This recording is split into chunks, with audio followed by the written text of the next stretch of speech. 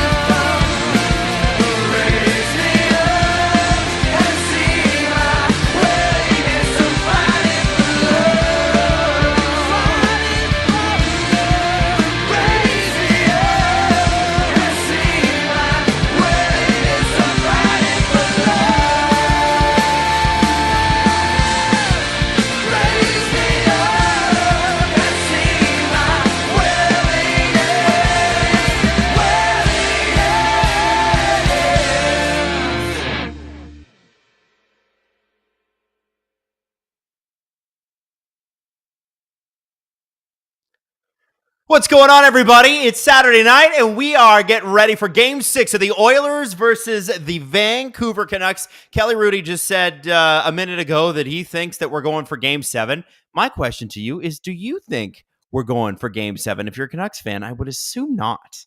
If you're an Oilers fan, you're thinking, damn, we're really going to start Stuart Skinner, huh? Okay. All right, let's see what happens. I guess nothing to lose, right? Except for everything. Then we're on Leon watch, and we don't want to do that. I have to tell you, been trying to log into Rogers Ignite TV to watch this, but it's not letting me because there's a cache issue. Clear your browser cache. And it's not even the good cache either. So I'm going to be watching on Sportsnet Plus for, at very least, the first part of the intermission because, I'll be honest with you guys, I'm not sure why Rogers Ignite isn't working. So it means I am going to be about like a minute behind the action because, as you know, the Sportsnet Now app is always behind the action. That's exactly where you want to be in sports, just behind the action, right? So good evening. I hope everybody's having a good one. Let's get into it. How was your day today? How is your long weekend going? Are you enjoying? What do we do with the family? Got to know what's happening. What's going on? Tell me in the chat.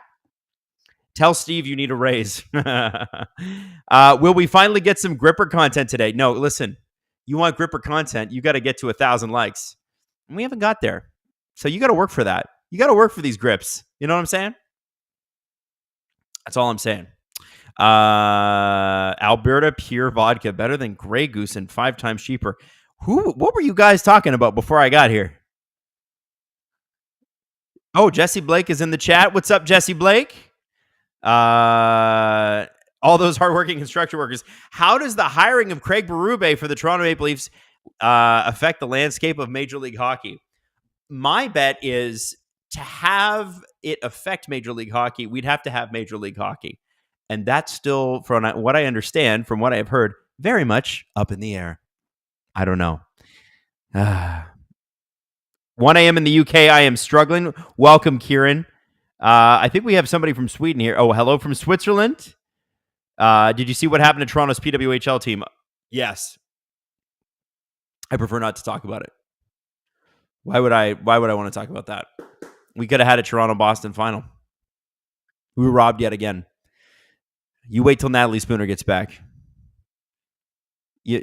Adam, there has been 1,000 likes in the series.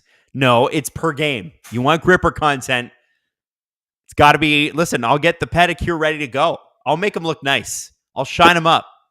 But not going to happen. Not going to happen. Who's sailing the 7 Seas there? Hey, Adam, will you guys be doing watch-alongs for the conference final series? Yes, we will. I believe Steve is doing the East Coast, and I am doing the West Coast. So with one of these two teams, I am continuing on. And right now, Canucks are the closest. Phil DiGiuseppe is in the chat. Yeah, Phil DiGiuseppe. Yeah, buddy. Now let's talk about this game a little bit. Producer Hayden's little stat pack here is, as you know, the greatest. The Canucks are 4 for 6 in their last 6 elimination games. That's dating back to 2020 versus Vegas. That's not bad. Latest game-winning goals in regulation in Canucks playoff history. So JT Miller was the second latest game-winning goal in Canucks playoff history. Stan Smyl did it against the Flames with 57 seconds left to go in 83. Then JT Miller, and then, can you name the number one? If you're a real Canucks fan, you'll know this. Raffi Torres versus the Bruins, 19 seconds to go. That'd be the 2011 Stanley Cup Finals. All right, let me get some score predictions in the chat here. What do we got going on? What do we think? What do we think? What do we think? Eileen McKeown, what's a gripper? Oh, Eileen, get ready. Leif Opstad, Adam, not sure if you follow golf, but have you seen the Scotty Scheffler stuff? Yes, I have. And boy, oh boy, he put on a pretty good couple of rounds, all that. If I'd been arrested, I think I would have been like, maybe this isn't my weekend. I don't know if I would. Well, maybe I would play. If you're a lunatic golfer, crazy person like he is, it's pretty amazing what he's done. Although I didn't actually see the full scores from today's round, so maybe he hit a terrible round. Maybe he's devastated. I don't know. Doesn't seem like him, does it? Okay, we got the scores in the chat. 4-2 Nucks, 4-3 Nucks, 2-1 Vancouver, game winner JT Miller. Yeah, give me your game winners too. Give me your game winners. 7-6 Oilers, 4-2 Van, 2-1 Van. From Edwin Bear, super chat. Adam, did your radio career have any sports/play calling before SDPN? It did not. It did not. I've never been trained to do any of this. Maybe you can tell. That's why I don't narrate the entire game. I figure you can see it with your eyes. Just want to chat. I got to talk about Stuart Skinner for a moment. Because let's just go over the records here in the playoffs. Skinner and Shvilov have the same record. They're both 5-3. They both have one shutout. And that's where it ends. Shilov's is a .907 save percentage. Skinner is a .877. Shilov's is a .262 goals against average. Skinner's a .322. Edmonton fans, I got to ask. I was real surprised when I saw that Calvin Pickard was coming out. I didn't feel like any of the goals last game were really and truly his fault. I didn't think he played bad. I thought they played great in front of him. Are you concerned, or do you think that him going in is the right call? Because I'm looking at this as an outsider, and I'm an outsider of both teams on this series. And I'm thinking, That doesn't make a lot of sense. Obviously you ride and die by your guy, but just wondering. Just wondering. Seems a bit weird to me. Seems a bit strange. Justin Fisher just sent me the. By the way, Justin's running the chat tonight. 68% of people in the chat, and there were 400 votes, say Vancouver wins tonight. And is Jeff Skinner the reason? We have to ask that question. Kyle Grant, Adam, I think we were promised a clock tonight. You were promised a clock, and producer Drew said it's too hard. And so what I would say to you is blame producer Drew. Send him your angry tweets. You know how to find him, and tell him that you'll riot if he doesn't get you a clock for the conference finals. Tell him it's Drew's fault. Or tell him Adam sent you. Woo!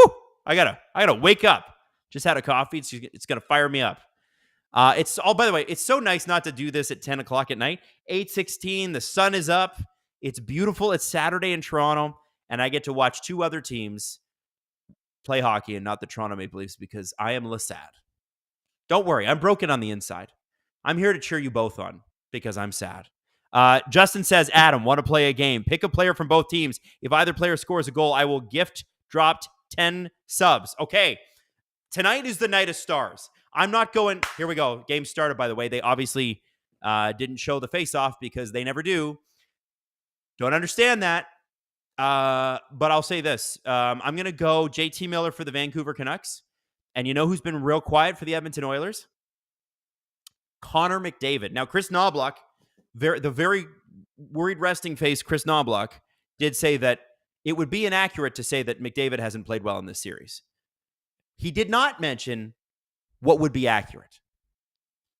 And I don't like to take shots at the king, but you need the king to be the king, right? So we'll see what happens tonight. Here comes Darnell Nurse through center against Ronick. Good little soft by Sheloffs, his first of the game. Hyman in deep. McDavid. Ryan Nugent-Hopkins, noticeably. We got Leon Draisaitl on the second line, and that's for matchup purposes more than anything, because you know that you're going to see Leon and Connor play together a lot. But Leon, it's good to spread them out because the Vancouver Canucks did a good job of making all three of their first three lines, really good last game. They really took advantage of the matchups. And I think if you can have Connor against one line and Leon against another, you're expecting that you're going to be on offense a lot. So we'll see what happens.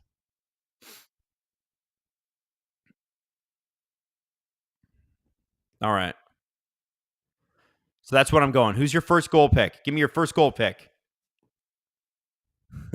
You won, Adam. Avs lost. Hope you're happy. Listen, you think you have me. You think you underestimate Adam Wylde and his predictions. Dallas is a better team. They just are. But I do want to say, producer Drew was wrong about the Avalanche against the Jets. He shockingly picked the Jets. Oh, Draisaitl's already in the box, baby. And they kicked the Jets' ass. But then, of course, you run into Dallas. And at this point, oh, yeah, that is Leon Draisaitl for sure. That's a penalty. See, Leon Draisaitl's problem is that he is not gifted enough autograph sticks to the refs. If that was Brad Marchand, no way that's a call. No way. But, Brad plays the game. He autographs sticks for the kids of the refs. We'll let it go in the playoffs. Allegedly. I'm kidding. I don't actually know that he does that. I think that happens, though.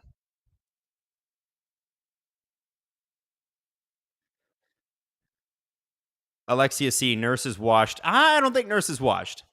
I think he's perhaps not the player that everybody thought he was. But for me, Darnell Nurse, as long as he's not playing with Cody Ceci, still useful. Is he $9.25 million? I don't think so. But he's certainly not as bad as he was. Remember, Edmonton had some pretty solid defensive games in this series, specifically Game 4.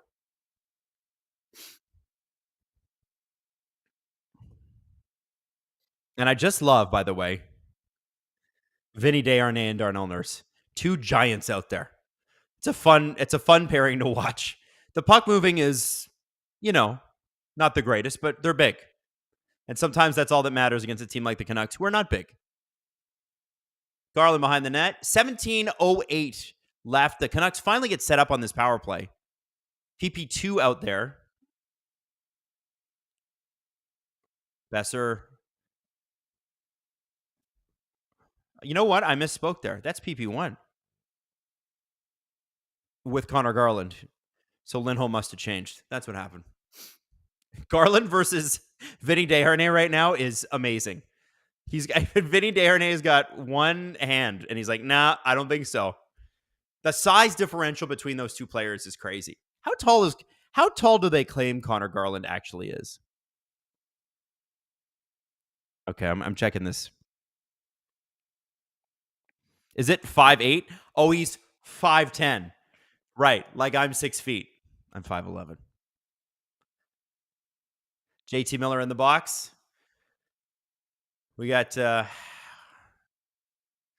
did Janmark get it too? Yeah, okay, that makes sense. I don't know that JT Miller should have had too much of a penalty there. Like Janmark kind of gloves him, I guess. I wouldn't have given either of them a penalty for that. Like, what's the point? Didn't affect play. It's the playoffs. The refs have been confusing to watch this series. I got to be honest. I don't know. Would you have given that? Scott Whaler. Garland openly says he's 5'8".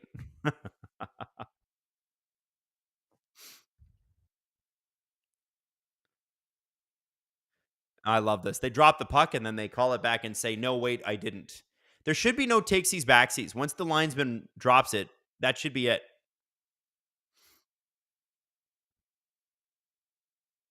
All right, here we go. 16:57.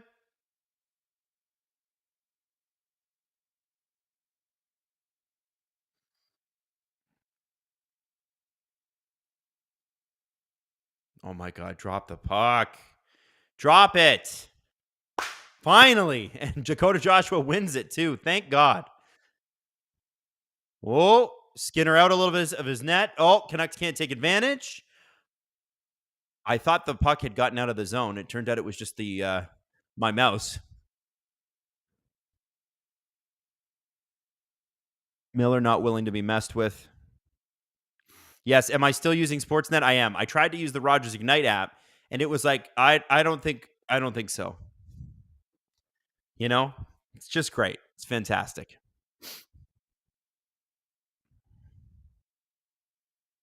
I don't understand. All right, so good kill for Edmonton there. Vancouver doesn't register a single shot. They still have not had a shot in the game.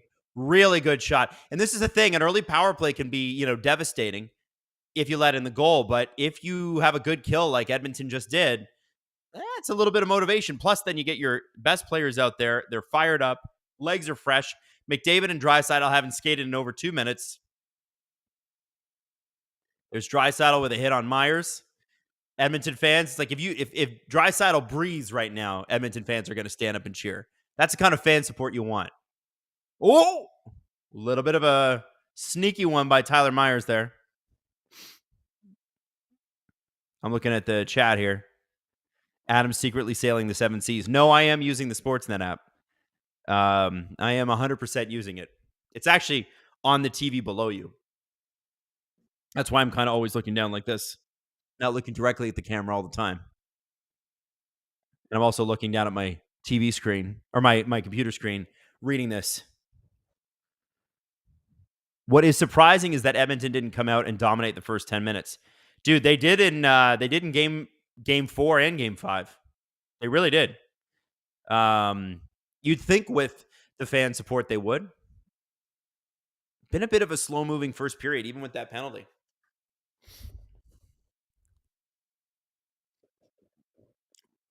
Okay, we got Vancouver's second shot there. Not much of one. Zadorov gloves it at the blue line, and only a guy who's 6'7" could pick that up. It's Connor Garland with a steal. Dude, he's been so good in this series. So good. Bluger, Garland, Zadorov at the point. Oh, hits Joshua sort of in the face. Almost in the face.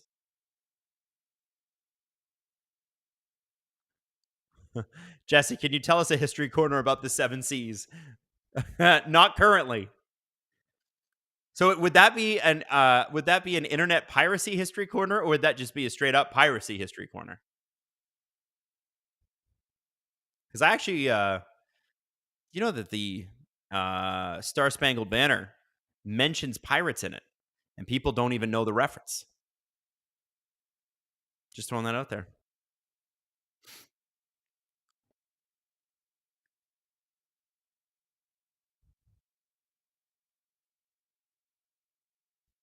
Jesse's not even a member. Wow, that's true. Jesse, what is that? Jesse, are you not a VIP guy?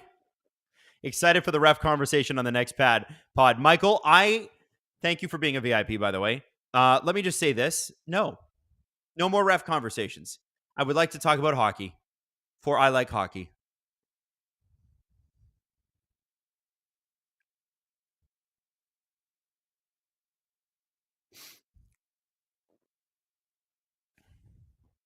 All right.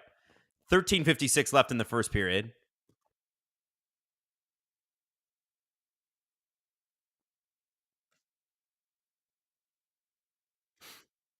All right.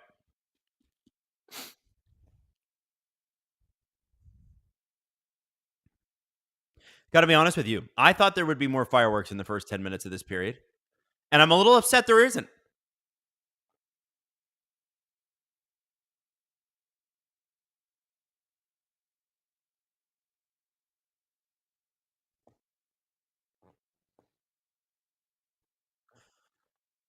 Thirteen 17, Evan Bouchard behind the net. Wow, you know what this feels like? I couldn't put my finger on it, but now I got it. This feels like Nashville. This feels boring like Nashville right now.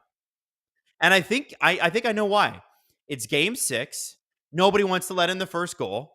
So both teams are kind of being boring. I'll simply not be exciting.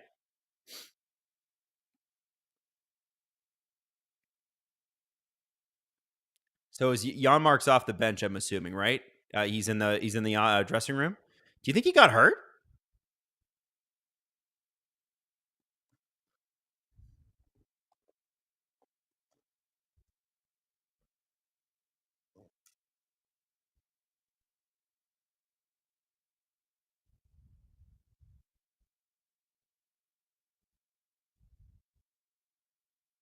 Okay, here we go.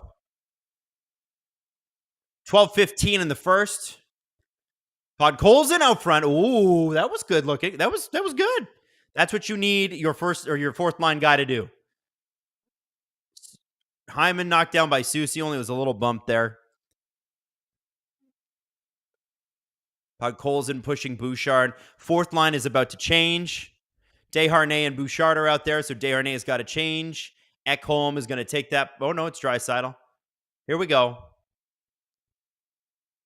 Oh, Holloway with a move. Scores! Baby, what a goal. Dylan Holloway. Man, there's the depth scoring that Edmonton has needed, and there's the excitement we needed, because damn, the first 8 minutes of this game were an absolute snore. Dylan Holloway changes that. Holy smokes. What a goal. My microphone is not even working anymore. What a goal. That's a great breakout pass by Leon Draisaitl, but Holloway he breaks 3 Vancouver defenders. Nobody got him. Hronek misses the swing, and oof, he catches Shilov's moving right through the 5-hole. Oh, what a goal. Wow. Fantastic goal by Dylan Holloway. Not much the Canucks could really do about that. Dylan Holloway only has 2 career goals in the playoffs, which, and they've all come this year. So that's his 3rd goal in 10 games. He does not have any assists in these playoffs. 11 games. That's his 3rd goal. And Leon Draisaitl got an assist on that. That means he's had points in every single one of the Edmonton Oilers playoff games. And what's hilarious about that is 8 of those have been multi-point games. And who told me that? That's right, producer Hayden in his stat pack. Leon Draisaitl is like, if this continues, he's going to go down as one of the greatest playoff performers ever. Just consistent and amazing. Look at Teddy Bluger with the spinorama.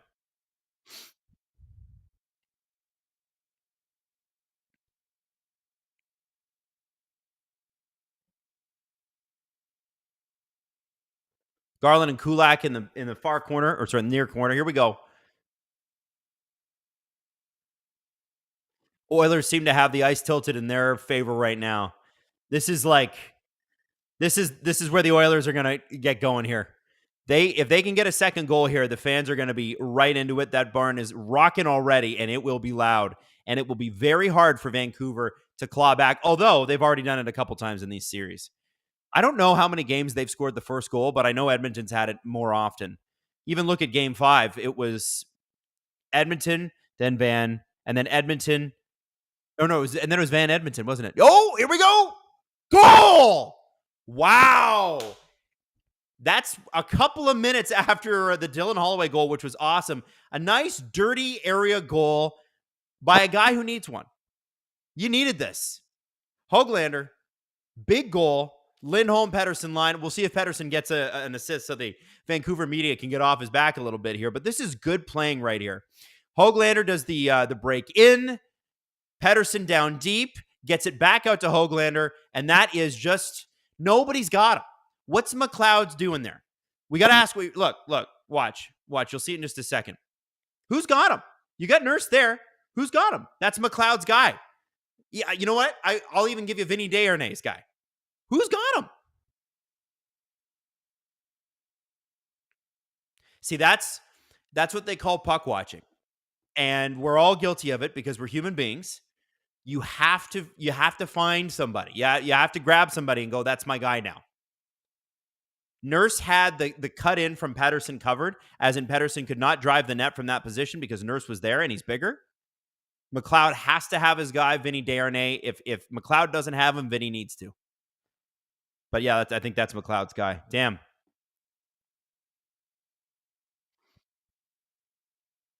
All right.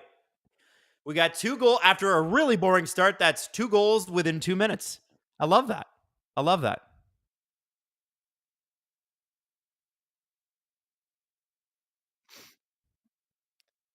Going with Skinner was definitely a choice. Listen, I don't blame Skinner for that at all. Not even a little bit.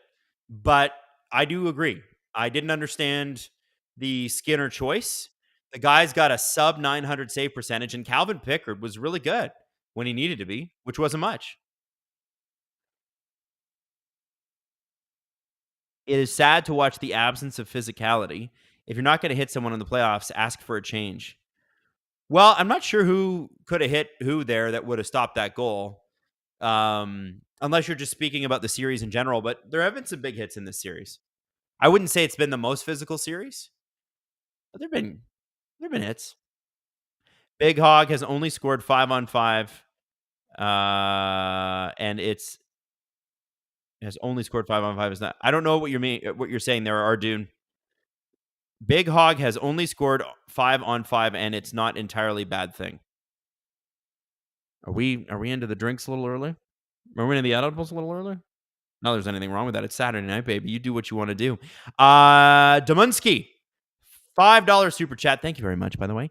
Please, I don't want Game 7. I don't think my heart can take the stress.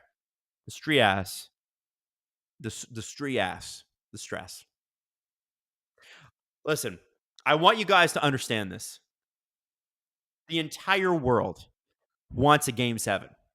The entire world, the entire hockey world wants this series to go to Game 7. We'll see if the Canucks do, and we'll see if the Oilers do. We'll see. Everybody wants it.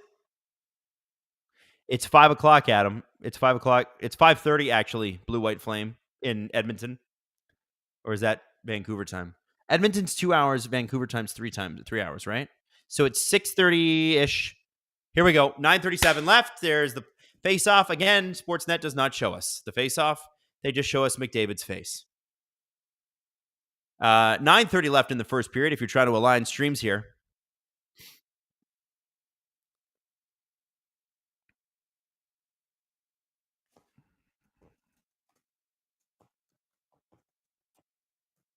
So I'm working on, with my family, how to get the better stream, the Rogers Ignite stream, and I think I got it figured out. So what's going to happen in the intermission is I am going to likely log in, and that's probably going to fast forward me about 45 seconds to a minute. So make sure, if you're getting up and getting a drink in the intermission when we're playing clips, Just make sure that you keep the volume on for me because we might be going back to the first period a little quicker. ESPN feed is showing faceoffs. I don't know, guys. I don't know. There's Myers with a big shot. Oh, wow. Big chance there. Just missed out on by Suter. How many times have I said that? Suter gets the juiciest chances. And it's not that he always like screws them up or whatever, but he's always in a good spot. Oh, Susie just sold the Connor McDavid stick to the face. I'm not saying he didn't get it, but if he hadn't grabbed his face, the ref is not calling that. You go back and you watch, the ref doesn't call it until Susie grabs his face. That's how you sell it. It's like Steve always says, when you get a big hit that's questionable, play dead. Act like you're dead. Act like it's the first time you've ever been hit. Yeah, that is absolutely a high stick, but the ref does not call it until he touches his face. Why did he? It's funny with McDavid. I don't know why he put it up there. Not sure what that was.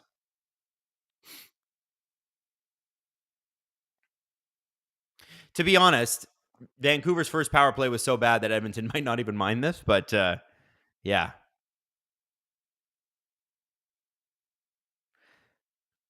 I don't think there's blood on it, guys. That's why it's not 4 minutes. It should be 8 minutes of makeup for game 2. I don't disagree on that. There's been some wonky calls in this series. There's no question. I'm not saying referees have it easy, but like that's your job. You chose not to have an easy job. So do a better job. And I'm talking about going both ways. By the way, for everybody who thinks I'm taking shots at Susie for selling a call, I'm not. You have to sell a call in the NHL. Referees are human beings. If you don't react, they're gonna miss things. So you kind of have to do it. Adam, the Leafs suck. Okay, cool, cool, man. I don't know how what am I supposed to disagree with that? It's not been good. McDavid's high stick on Hughes was dirty. I don't know if it was dirty so much as it was stupid that it wasn't called because he was bleeding, and that would have changed the outcome of the game. Vancouver would have gone on a 4-minute penalty right there, or 4-minute power play right there. They could have scored. That might have been the game. Every game in this series has come down to 1 goal difference. By the way, everybody saying McDavid is dirty. Stop that. Stop that. McDavid is not dirty. It's just a high stick. I don't see McDavid dropping elbows into guys' skulls or nailing them from behind. But you do have to chirp each other. That's sort of the job. Just don't make it personal, okay? This is my stream, and I want everybody to have a good time. Here we go. Besser across. JT Miller, last night's hero. Whoa! Oh, good little play. Oh, Pettersson almost had one, and so did Lindholm, and they both missed. Lindholm down to Miller. Oh, good breakup there by Vinny Desharnais, the Seaweed Man. Still don't understand that one.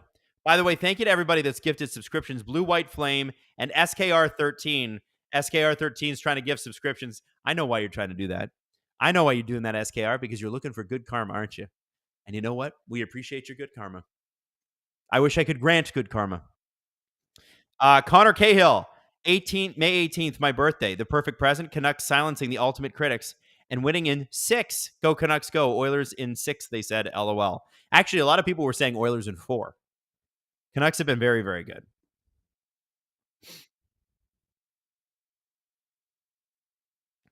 Edwin Bear, I don't know how anybody possibly determines how to play in the playoffs. The rule book is determined by the ref's mood. Yes, I think here's the problem with the reffing in the playoffs is that if it was consistently loose, right, then everybody be like, okay, well, it's going to be loose. And we're going to get about 2 to 3 penalties a game and blah, blah, blah, blah. And you can predict that. Because, again, they're not reffing the game. They're managing the game. That's what they do. But that's not what's happened.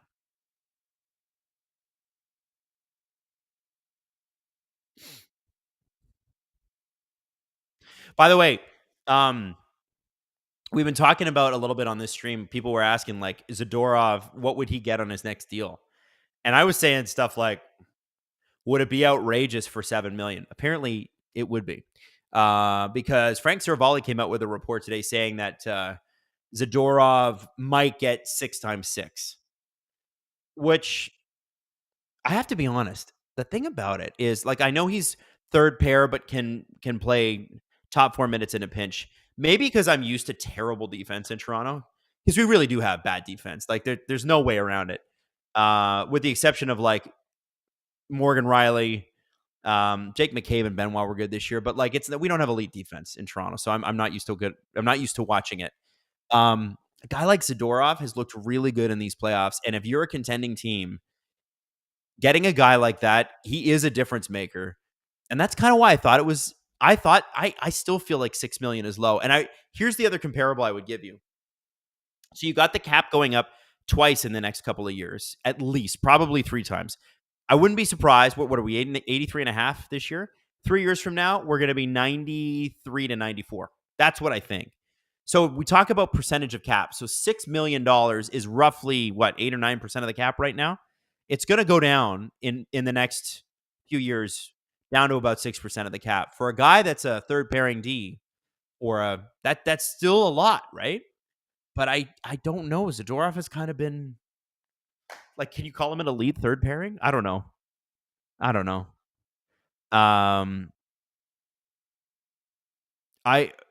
Z should get 5.5 times 6, and Myers should get 4 times 4. Man, is that a Canuck fan wanting Tyler Myers back? Baby. Wow, that is surprising. Treliving's going to give Zadorov 7 times 9 million July 1st. I mean, listen, I think Treliving loves Zadorov type players, and I'll be honest, having a couple of them on the ice, like Tyler Myers, you can't really isolate Tyler Myers anymore. When you have Zadorov, you got 2 big, hulking, scary defensemen. When you only have one, teams go, okay, we'll play to that guy's weaknesses. But when you've got 2, there's something about it. It's like it's stupid. Listen, if this was a chart and you're a math nerd and you're doing the hockey math stuff, it's not going to make sense. But just let's eye test this for a minute. Let's go bozo hockey for a second. When you have one tough guy on your team, super easy to isolate him.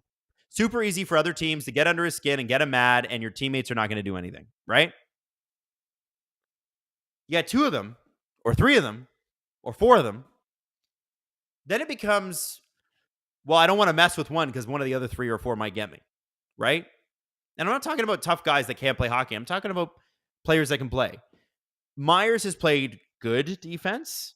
I think his defense partner, Ian Cole, has kind of let him down a little bit, right? I don't think there's a Canucks fan out there who doesn't know that Ian Cole's had a nightmare series. I think I think he'll settle into being an average third-line defenseman who becomes more valuable in the playoffs because size becomes more valuable in the playoffs, and I think we know that. I don't know. It's just me. Zadorov and Myers, if they can keep both of those guys and they can keep that number total under $9 million, let's say Zadorov for 6, and let's say Myers for 3, because that's what I think Myers is worth. I think I'd give Myers a hair less than Luke Schenn, and Luke Schenn got $3.25 million. It's an overpay for Schenn, but I think it's fair. I don't know. I think you got some pretty solid pieces there. Again, the advanced stats guys are going to hate me for that. My favorite Adam moment, Adam and Devil's PJs on the STP episode. You must bring those back, Adam. Does anybody want that? No. I don't know. Anybody wants to see this hot bod in those pajamas.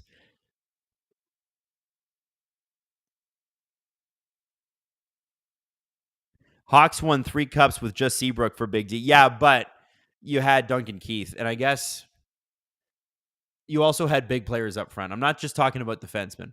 Di Giuseppe in the corner. Speaking of players who are unsung, Di Giuseppe. Also, Oilers fans, give Connor Brown some credit. The boy can still skate. If he can get his hands back, you might actually have a good player next year. You're paying him next year anyway. You may as well keep him on the roster.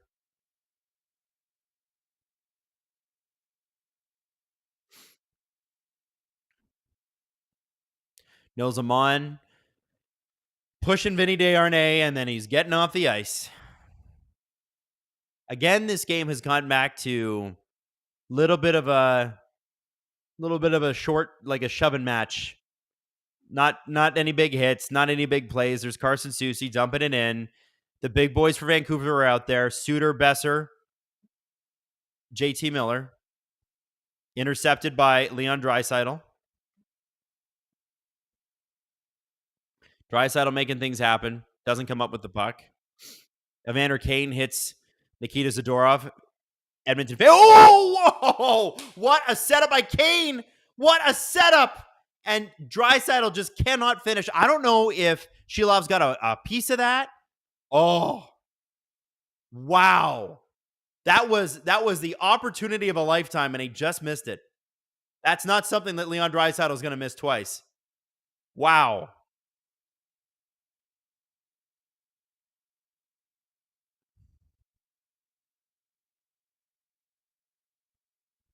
Chalmerson was a shot-blocking beast for the Hawks. Yes, he was. How much time in the game? I will get you that, by the way, in a few minutes here.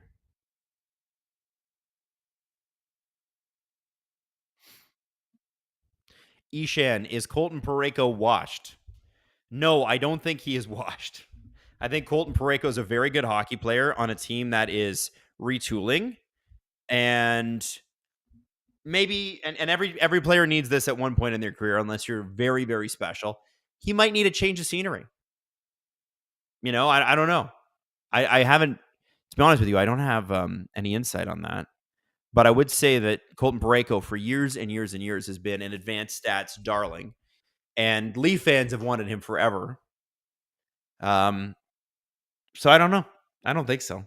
Sedin Magic 15. Hey, welcome back. You cannot leave Draisaitl all alone like that. No, you can't. But the thing about Leon Draisaitl is he finds ways to be alone all like that. And that's what makes him special.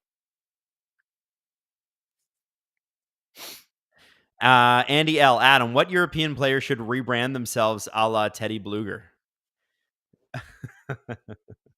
I don't know. Like you mean like a name rebrand or a play rebrand?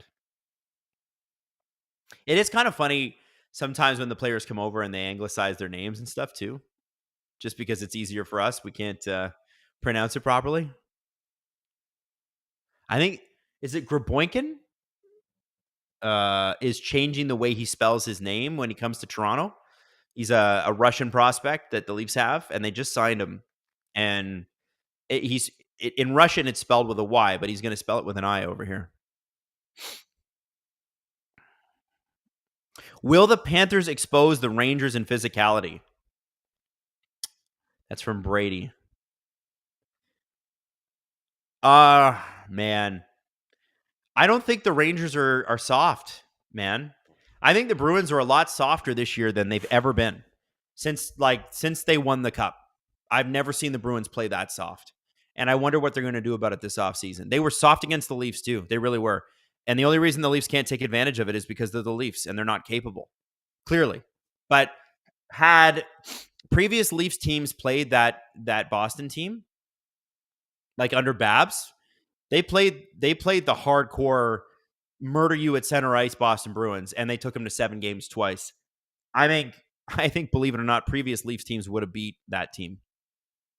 I didn't think the Bruins were that good, and I don't think they were that good against the Panthers. I think the Panthers let them in at times, and I love Paul Maurice's press conference. By the way, 2:28 left in the first. I love the Paul Maurice press conference where he's like, I'd watch Florida, Boston, whatever. That's him complimenting the Bruins, but the Bruins management, knowing the way they handle things, they're not happy. And they're going to make some moves. Lindholm. Okay, good little play there. There's 2:10 left in the first. We are going to get an offensive zone faceoff. The Leafs are baby thighs soft. They are not that soft anymore. They were. The Leafs are a lot tougher, I think, than teams give them credit for. The Leafs' problem is they couldn't score. So calling the Leafs soft is not accurate. If you want to accurately chirp them, say they got a bunch of $40 million wrapped up in 4 forwards who can't score during the playoffs. Oh, there's injuries. Oh, there's this. Did you hear Nathan McKinnon last night? When they lose, He's like, it doesn't matter that we were almost this or almost that. It doesn't matter why we lost. We lost, and we need to win. Why can't we get that? It's true. 159, 158, 157 left in the first period. I'll count down from time to time, just mid play, so that way you've got some time to align your stream.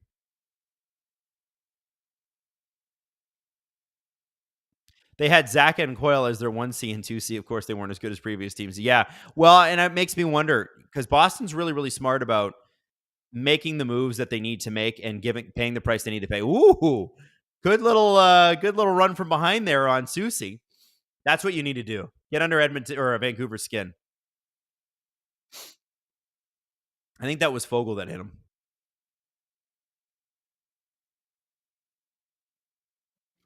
Rocky, Leafs need a culture of winning and not accepting losing. I could not agree more. I could not agree more. And that's why there's going to be changes, not just Craig Berube. There's going to be changes for the Leafs. Like I watched, okay, let me tell you this. And again, died in the wool Leaf fan, but I watched this series. Both of these teams would have beaten the Leafs. Both of them. Both of them. And it's because both of these teams can score goals when it's hard. It has nothing to do with toughness. It has everything to do with deploying and strategy and mental toughness. Like the Edmonton Oilers, when they scored to win game 4, I called that a veteran move because the Canucks had literally just tied up the game with like a minute to go. And Edmonton goes, yeah, okay, we're going to put our big guys out there and we'll see what happens. And guess what? They score a goal 30 seconds later, whatever it was. Evander Kane, whoop. We got 1 minute left in the first period, by the way. Vancouver's done the same thing because Vancouver's not young. They might be relatively inexperienced compared to Edmonton in the playoffs because they haven't made it. But this is an Edmonton team with players that have been there. They had their little COVID run, but JT Miller's been there with Tampa before.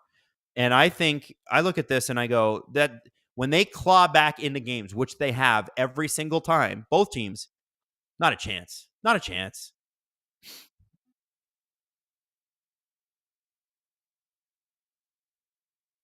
I am so upset ESPN has the entirety of the Eastern Conference final coverage.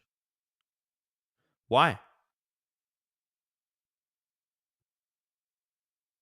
Hey, question for you guys.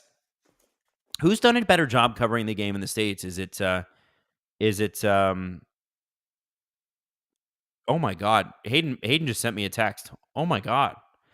Leon Draisaitl, fourth player in NHL history with 60 assists in 60 career playoff games. Who are the other ones? Let me guess. Gretzky, Messier, Paul Coffey. It has to be all Oilers, right? Like 80s Oilers, goofy. Oh, it's McDavid. So it's Gretzky, Messier, McDavid? Wow. 60 assists in 60 playoff games. Can't relate. Leaf fan, can't relate. 15.5 seconds left to go. So why is TNT, guys, so much better? I'm seeing a bunch of TNTs.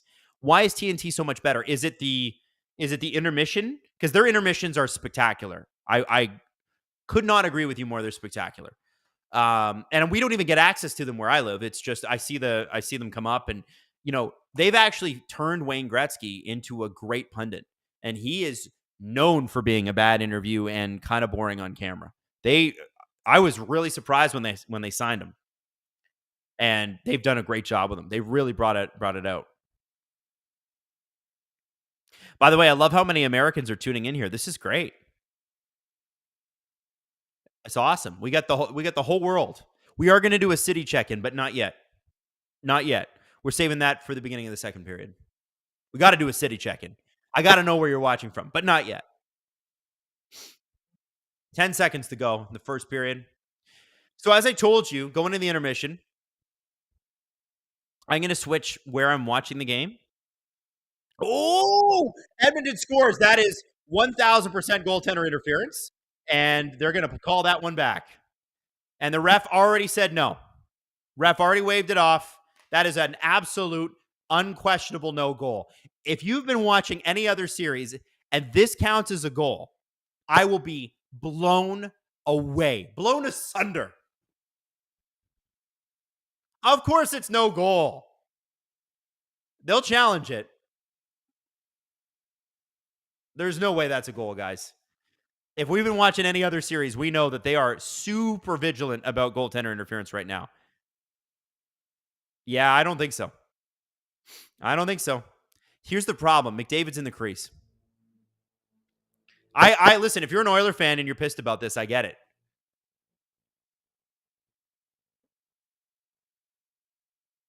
I don't think so. I don't think so. The Dallas, I'm referencing Dallas last night, and in their, remember their overtime goal that was called back in the first overtime, so then they go to the second overtime? I'm putting money on this not counting if they review it. And I'm wondering if Edmonton's even going to bother to review it. So incidental contact, there is no penalty.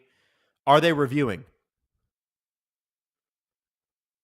And this happens with exactly a second to go. And listen, Shelov sells this. Let's call that what it is.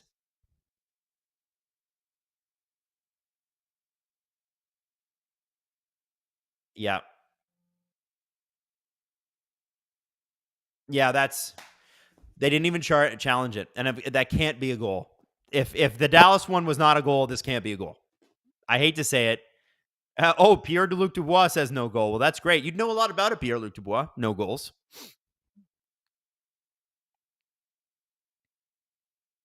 He was pushed into the goalie. To me, that should be a goal. So I agree with you.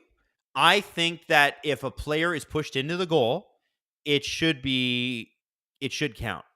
If Vancouver pushes McDavid into Shelov's, it's on the Vancouver defenseman, right? Because you don't want to set a precedent that, anytime there's a scoring chance, I'll just push the guy in front of the net into my goaltender and it won't count. You can't have that, right?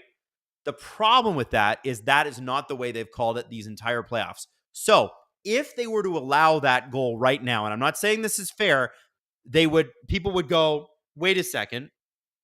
Even though Dallas won in the second overtime last night, then they should have won in the first. If you're going to call it like that, that's the way it should be called. If you're going to call it like that, then you got to call it like this in this game. And the problem that head office has right now in the NHL, especially because there's two head offices: New York, which is Department of Player Safety head office, and then there's the review judges, and they're all in Toronto. The problem is, if that is the way the NHL wants the rule called right now, they got to keep it that way because people are going to call them on their bullshit. Fans are not stupid. We all have Twitter. There's going to be side-by-side comparisons all day. And that'll never be allowed. Shelov should change his name to ExxonMobil because he owns Edmonton.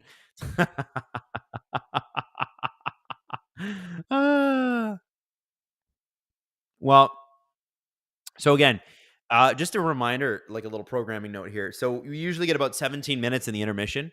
I am going to put a clip on, and I'll introduce it in just a second.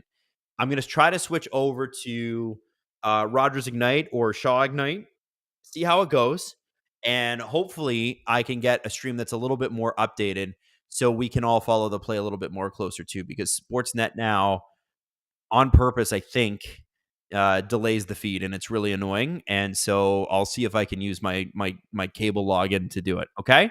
So what clips do we have? Oh, hey, let's run a little bit of Steve Dangle talking about Craig Berube on his LFR channel. The Leafs just hired Craig Berube. So what does it mean? Let's have a look.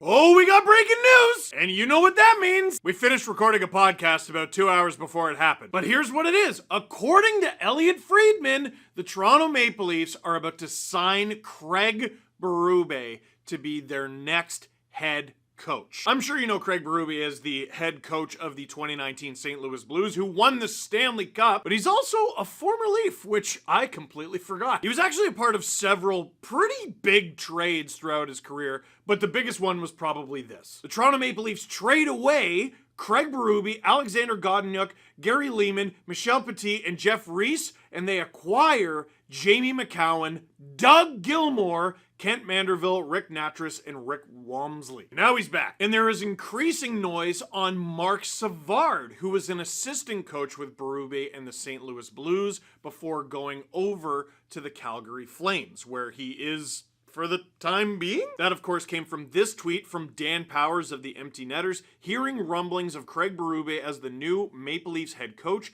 with the possibility of Marc Savard joining him on the coaching staff. To that point, there was another tweet, this one coming out of Calgary. Boomer, he's a sports personality out that way, on Barn Burner today, said that he has heard that Marc Savard is going to Toronto. Now, I know what some of you might be thinking. Steve, didn't you used to work with Marc Savard? Steve, weren't you in a commercial with Marc Savard? Yes, I was in a commercial with Marc Savard, and yes, I did used to work with Marc Savard, and I reached out to Marc Savard, and do you think he told me? I'm out of the insider game for a while, guys. Now, with Craig Berube, what kind of head coach are the Leafs getting? Let's look at his record from St. Louis. Mike Yeo was the head coach in St. Louis, and they fired him, and the Blues were in last place. They also had absolutely no goaltending. Roughly around the same time that the St. Louis Blues get Craig Berube as their head coach behind the bench, he was already an associate coach with the St. Louis Blues, they also get Jordan Binnington, just in an attempt to find a goalie who can make a save.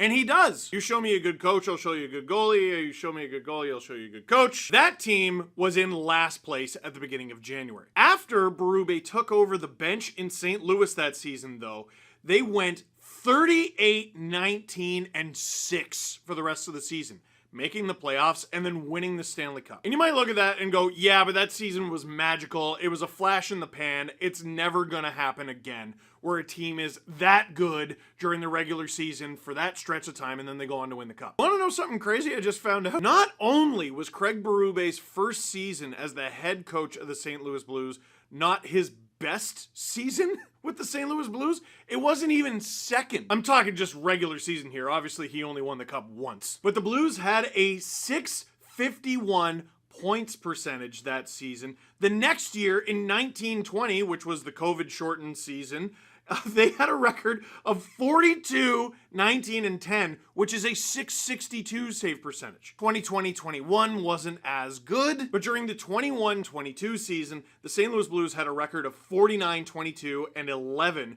which is a .665 points percentage. As I'm shooting this video right now, like even Frank Saravalli is saying Berube is going to be named the 41st coach in Toronto Maple Leaf history. Expect announcement soon. It's happening. So here's the thing. All anyone wants, all any Leaf fan wants, is a coach that is going to get it done in the playoffs. Forget the regular season. Here's the thing. Craig Berube's pretty good in the regular season. In the years where he hasn't been quite as good, he hasn't had Alex Pietrangelo, who was a huge, massive part of the 2019 Cup-winning team. That and Jordan Binnington was at times completely unpredictable. And in 2022, when the Avalanche won the Cup, Binnington actually had to leave that series with an injury. Who knows what could have happened? But ifs and buts, candy and nuts, all that. So that's one way to look at it, is Berube won a Cup 5 years ago, and he's had some really good regular season teams. Here's another way to look at it, and a little bit of trivia. How many seasons did Craig Berube win a playoff series, at least one playoff series, as head coach of the St. Louis Blues? The answer? 2. 2 seasons. In 2019, obviously, he won 4 playoff series en route to winning the Stanley Cup. And then in 2022, he won 1. That's it. Outside of winning the Stanley Cup, the farthest the Blues went as Craig Berube as their head coach was the second round. Worth mentioning that he didn't just pop out of thin air when he was named the head coach of the St. Louis Blues. He had been an associate coach with them, and he was an assistant coach with the Philadelphia Flyers for a long time, and he was on the bench with them when they went to the Stanley Cup final in 2010. As for Marc Savard, this could be interpreted as overthinking it, but I think it's worth noting. From Joseph Zita of TheLeafsNation.com, Marc Savard was in charge of Calgary's power play this season, if that's what he's coming to Toronto for, generating a 17.9%, good enough for 26th in the NHL.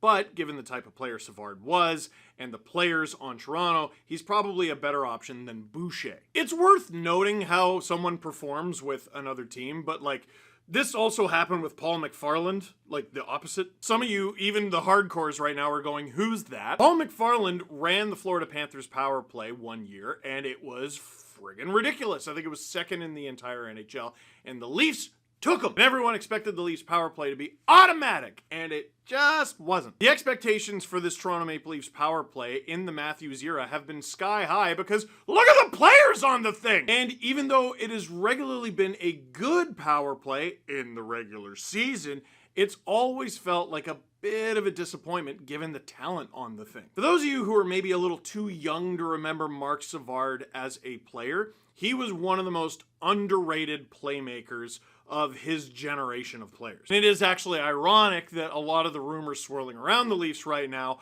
have the Leafs trading Mitch Marner, because I wonder what those two could do together. Or the other way you could look at it is, well, if Marner's going to get traded and the Leafs are going to lose a lot of playmaking ability, it might be good to have that mind behind the bench. I think people get too stuck in what an assistant coach's job is. Like, oh, it's just to run the power play. It's just to run the penalty kill. That's not really how it works. Yes, that might be their main responsibility, but there's a lot more to it. You're sort of the buffer between players and the head coach. Sometimes the head coach has a tough message to deliver, and the assistant coach has to soften the blow.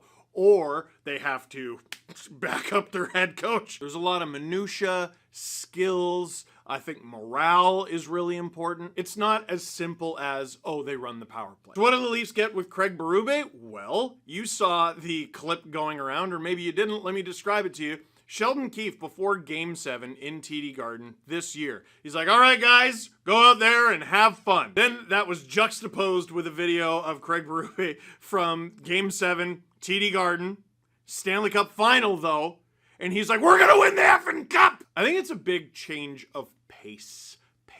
It's good that Sheldon Keefe and Craig Berube might have very differing styles, because it's not like the players on the Leafs are going to forget Sheldon Keefe hockey like that. It's not like Sheldon Keefe never taught them anything worth remembering. Berube is going to come in and give them a different depth, a different perspective, and maybe one that adheres more to a Brad Treliving team. We already know the Leafs are trying to be heavier and nastier, and they were certainly that this past season, and Berube is certainly that. Keefe, for whatever you think of him, is a bit more of a gentler approach.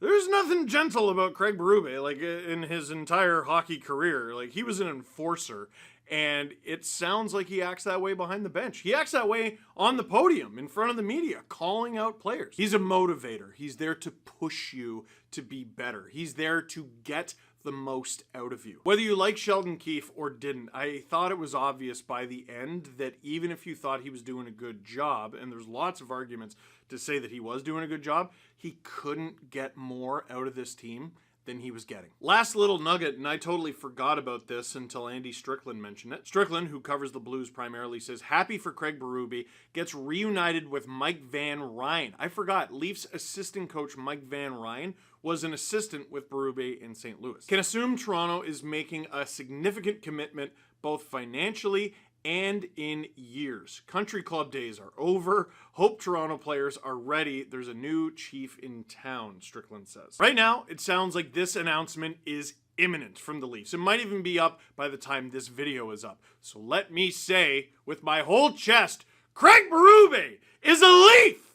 Again, he was a player here, you see. What do you think of the Toronto Maple Leafs' new hire? Do you think Marc Savard is going to join him? What do you think of this, the Leafs basically stealing one piece at a time, the St. Louis Blues coaching staff? And, hey, you know how they got a goalie to win the cup for them in 2019? Who's the goalie? We don't know the goalie. It's going to be a fascinating offseason in Toronto, and it's already underway. For now, that is it for this one. Thank you very much for watching. Click like if you liked this video. Click subscribe if you really liked it. Tell all your friends. Playtime's over.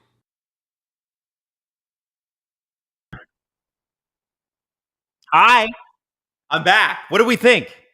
Listen, Oilers and Canucks fans, I know that you don't get enough Leafs coverage in your world. I know that the complaint out of the western provinces of Canada is, how come I don't get to hear about the Leafs more? I know that. And you call it the Toronto Sports Network and Leafsnet because you're like, guys, you should probably give that team some coverage. It's really kind of you, by the way, to think that way. I'm really appreciative of it. And I agree. I think they should do more Leafs coverage. But I did want to know what you think. You know, as two teams with who have gone through head coaches in the last year.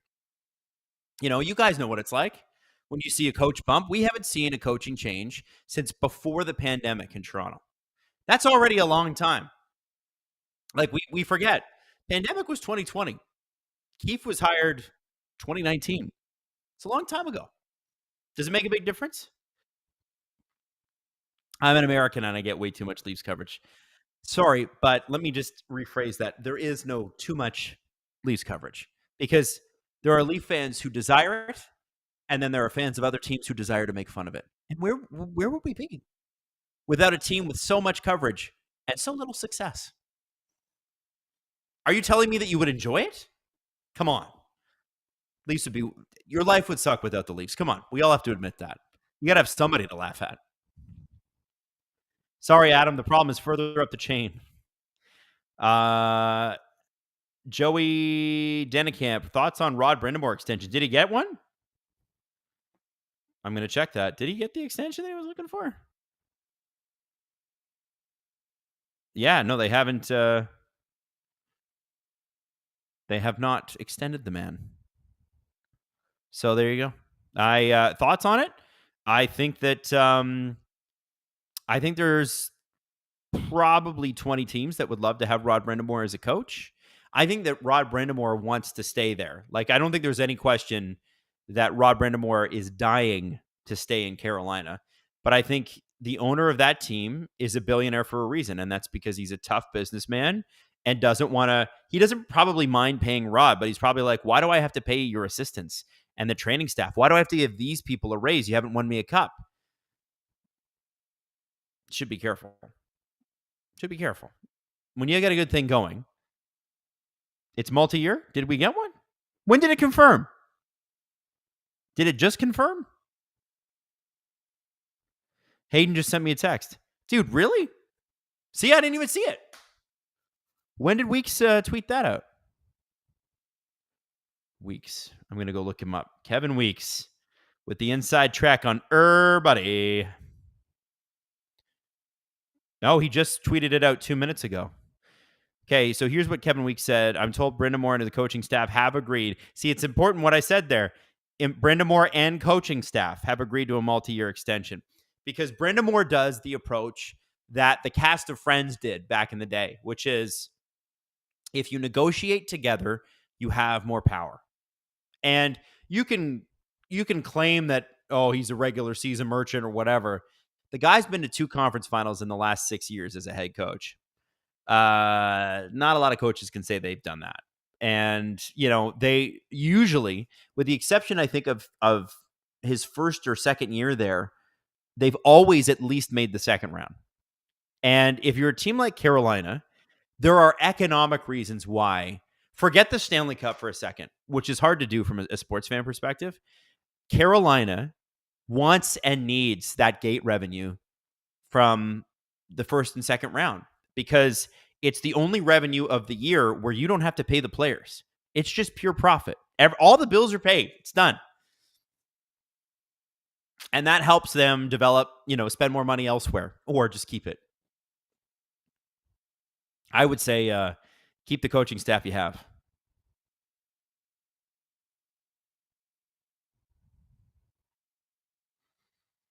Okay, here we go.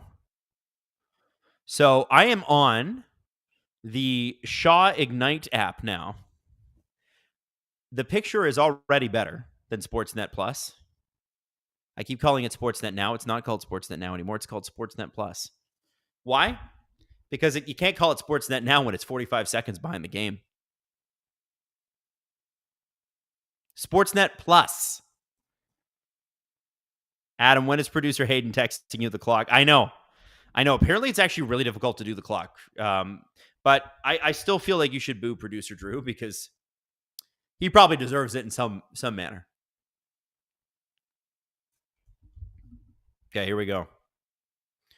We're getting ready for the face-off. I will do some claps on the face-offs throughout the period. Here we go. And we got a second period underway. We only had 8 shots in the first. It honestly felt a little Nashville-y. I'm not going to lie. SL. Brind'Amour is just a jacked-up Bruce Boudreau. Great motivator, no adjustments over the course of the series. Well, if that's the case, though, he sure is making management a lot of money. And that team sure is close to a Stanley Cup contender every year. They're never quite the most dominant team, are they? They aren't. But they're always in there. 1950 left in the second period. Just so we're aligning streams, baby. Does that sound weird to say? Yeah, sure it does. Why not?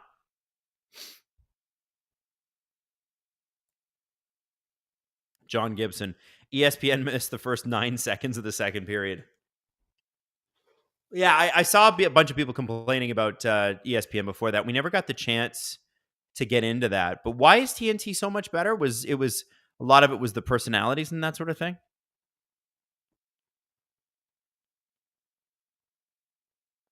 Miller wins the face-off.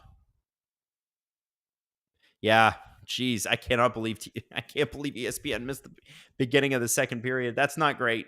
It's not great.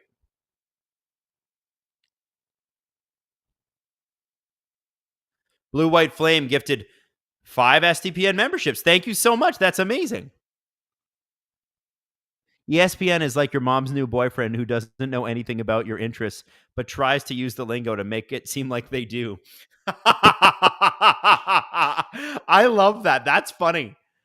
Man, ESPN is so unserious when it comes to hockey still. Man, that's so surprising to hear because it's done great things for hockey in the States. It really has. TNT and ESPN. Hockey is on the upswing again, which is nice. I've always wondered what it'd be like to do like a panel show. I think ideally I'd love to do one with Jesse and Steve. I don't know who would hire us, which is why we created our own network. Because probably nobody would have. Whoa! Oh, what a save. Dakota Joshua, Bluger, Garland in there. I really like that line since they switched it up. I know Lindholm is a far superior center, but Teddy Bluger has had a good series. That's a good third line. You can't complain about that. And you needed to get Pettersson going. It wasn't working with him at center. Miller and Bouchard, they're playing just a little replay of these two guys. I like that. I like that the ref let that go. Don't call a penalty on that. Just let him go. STPN. You know, we could just do a panel show, LOL. We could do a panel show. Easily. Steve and Jesse and I could easily do a panel show. But we don't have the rights, so we would just have to populate it. It's not the end of the world. We could do that. How is a panel show different from the podcast other than length? Well, I don't think it is. I think we'd actually have to be really tight. I don't know. I have supreme confidence in my friends, and I think we could probably put a really good panel show together. That's how I feel. Friends and business partners, by the way, because we're adults now. We're more than just friends. We're also business partners. Ooh, Zadorov. Ooh, that's going to be a penalty. Oh, man. Yeah, listen, Edmonton's not going to do anything about that because they don't want to get a call too, but that is a penalty. And Zadorov is looking down at the top of the ref's head because he's gigantic.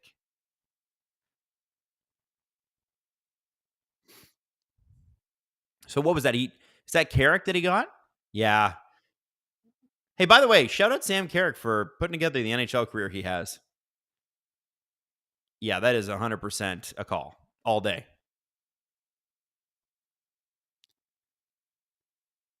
Holding? They gave him holding. That could have been roughing. It's too bad they don't get too specific, like punching to the head. The Oilers didn't score a power play goal, I think, last game. And that's like the first time. And this power play is brutal to play against. So I'm really curious about what Vancouver is able to do here.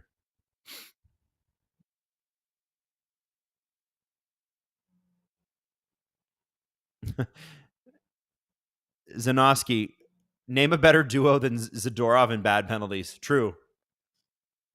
Zadorov giveth and Zadorov taketh away. Bouchard at the top. Nuge over to McDavid, trying to find Hyman. Leon Draisaitl, by the way, also wide open, but McDavid couldn't have found him with a pass. But that's where he has scored all series.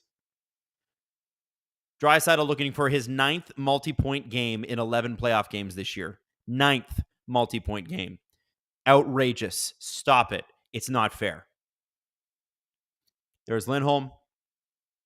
Blueger trying to get it out. Bouchard stops him. Nuge at the top is going to pass it off to Draisaitl. McDavid on the far wall. You know that's who Draisaitl's looking for. They're trying to move Hyman out from the net. They can't do it. Ooh, I don't know if Sheilov got a piece of that, but boy, that looked close. 1 minute left on the power play. Canucks clear. They get the change. I wonder if Edmonton will change, because I don't think they are. Does Edmonton even really have a second power play unit?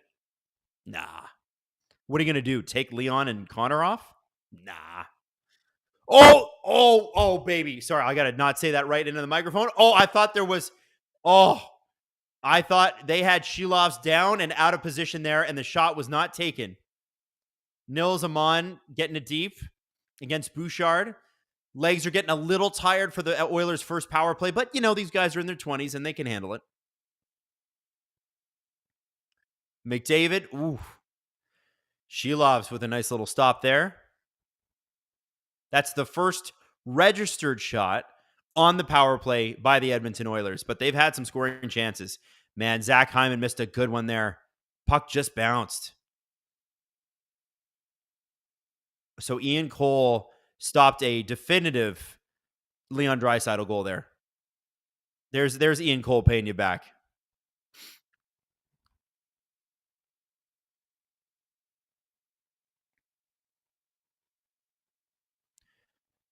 $15 seconds left to go on this power play. Vancouver wins the faceoff. Edmonton somehow comes up with the power or the puck. The second Edmonton power play unit, which never plays, is out there right now. SKR 13 gifting another 10 memberships. Let's go, SKR. Thank you so much. Jesse Blake's in the chat here somewhere, too. I know he is. Doing the claps. Oh, what a save by Sheilov's. SKR really trying to bribe the hockey gods tonight. No kidding.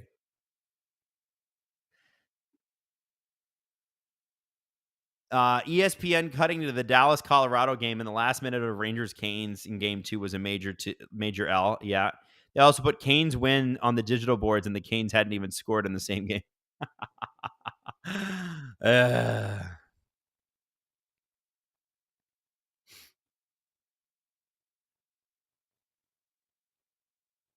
Pusudo along the boards. Ian Cole. The big boys. Well, not the big boys. Suter and Nils Amon are out there. Weird kind of line combos here. There's Quinn Hughes. Oh, nice little shot in. Suter well covered by Nurse there, so he can't really get a tip. Skinner has not been tested at all. I guess it doesn't matter. It doesn't matter how well Skinner plays if he's not going to get shot on. And Sheilov's look good on that play. I'm going to give you guys a clap here. I know you guys are asking. I'm going to give you the clap. You won't have to take a pill for this one. Haha. It's Saturday. Let's get crazy. 14:42 left in the second period. By the way, they have not dropped the puck. 14:42. That's what we're looking for. I'm just gonna hold my hands like this and watch. The ref will not drop the puck. Oh, he faked him once. There we go. We have a face-off. And there goes Evander Kane. Zadorov clears it over. Blueger along the boards. Quinn Hughes going after it. Quinn Hughes out there with Nikita Zadorov. Whoop. Little trip from behind there. Nothing out of character. Connor Garland throws it deep. Blueger forechecking. Oilers able to clear it.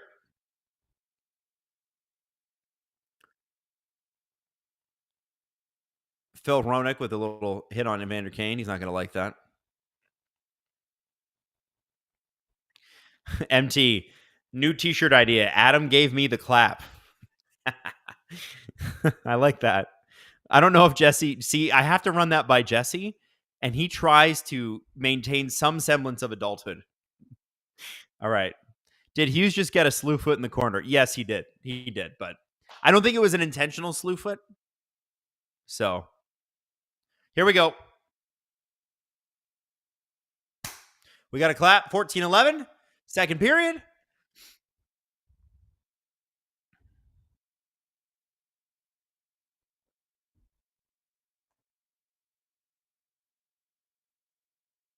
$13.57 left. We got Quinn Hughes. This has been an interesting game as far as intensity goes because there really hasn't been any. With the exception of those 2 goals, what's really happened? I don't know. Matthias Janmark and JT Miller getting into it? Like, ooh, good little drive there. I think that was Fogle. Good drive. That's kind of what we want to see. We want to see some plays here. It's open. Besser, Höglander just gets blocked. The Oilers are doing a good job of getting their sticks and their bodies just a little in front of the Edmonton shots. Oh, Shelov's out, but he covers. Oh, baby. That was a bit of a risk. If he doesn't have that, Bouchard can just wrap it around. Thank you, Panthers, for eating that rat, Marchand. Hey, did you guys see the handshake line? I kind of with the Bruins and the Panthers. You see the little moment between Marchand and Bennett. Did either of them ever say what they said to each other? Because it seemed like it was a little, you know.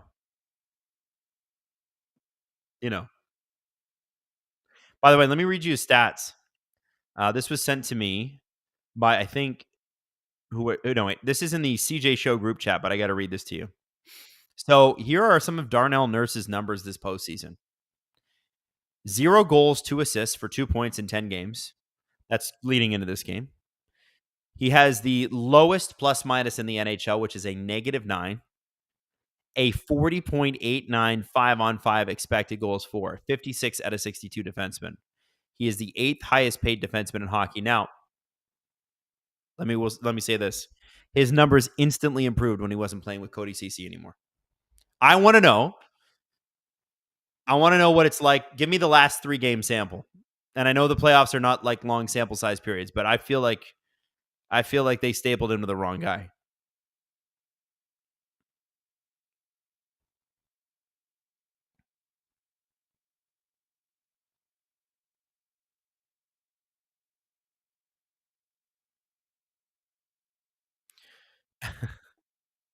I'm looking at Twitter right now, and Connor Garland versus Vinny Desharnais in the first period.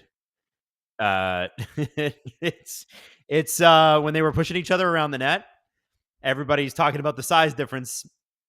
Give Connor Garland credit. He doesn't give up. He's not going to take it. CC needs to be traded. You'd find takers for CC. So based on body language, I think Bennett was trying to apologize. Here we go, face off. And Marchand was having none of it. Well, here's the thing about Marchand is he's done that to about 20 guys, and I doubt he ever apologized. If I were Bennett, there's certain people you don't need to apologize to, and I don't think Marchand would want one. He said it himself in the interview. He's like, I've done it to other people. I've been on the... Oh, here we go. Oh, what a save by Shelov's on Zach Hyman, 50-goal scorer, Zach Hyman. This line is looking dangerous, and oh, man. It just bounces in. Susie saw it at the last second, and I think that was Zach Hyman with a goal. That's a big, big goal. Just squeaked through, but this is going to be a game of inches. That's the greasy goal you need. Edmonton had a really good shift here. They were looking very dangerous. Susie Myers looking completely outmatched. So Hyman shoots, and then it goes off of Shelov's glove. Oh, he's had so many good saves in this game already. That's a Zach Hyman goal, ladies and gentlemen. It all counts. Man, I can't lie. I still get excited when Zach Hyman scores a goal. Can't not love him. Greasy goal, and he's the king. He's the king of them. Now, the last time the Oilers scored, Vancouver had a goal within 2 minutes of that. So we'll see if they cheat a little more offense. If this game opens up a bit, I don't think anybody would be upset by that.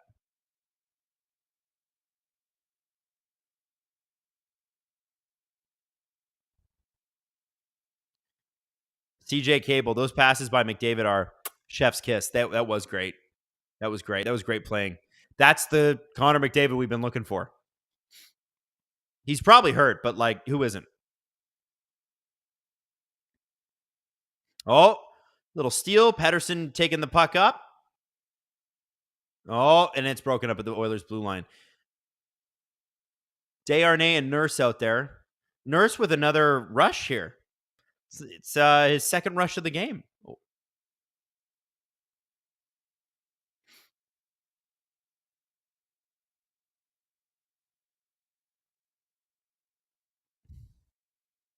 Oh man, really, Adam? You are so biased. Go Oil. Am I biased?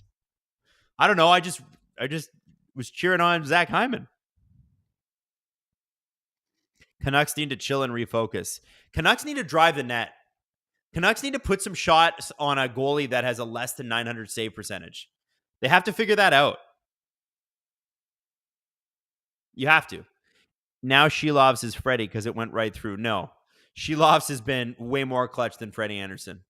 It's nothing personal against Freddie, but it's just this, you look at the history of the goaltender, that's what this guy has been. Shelov's been lights out in these playoffs.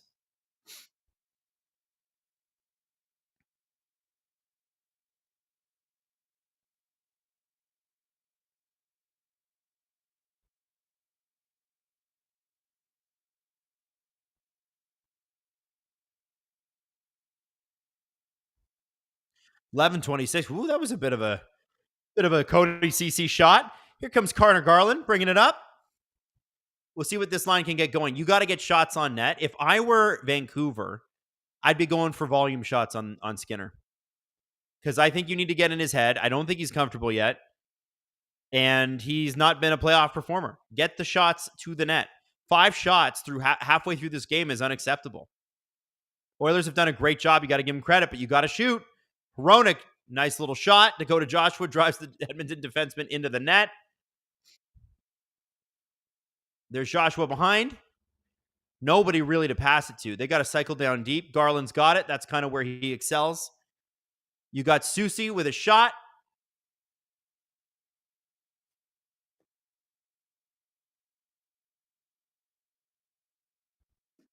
$10:37 left in the second period. 12-6 of the shots in Edmonton's favor.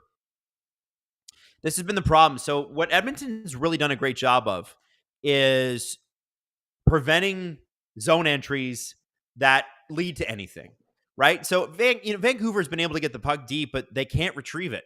And when they have tried to carry it across, Edmonton's doing a really good job of breaking up the play. So maybe they get across the blue line, but then they're kind of looking for the puck. It's behind them, whatever. It's been stingy defense by Edmonton.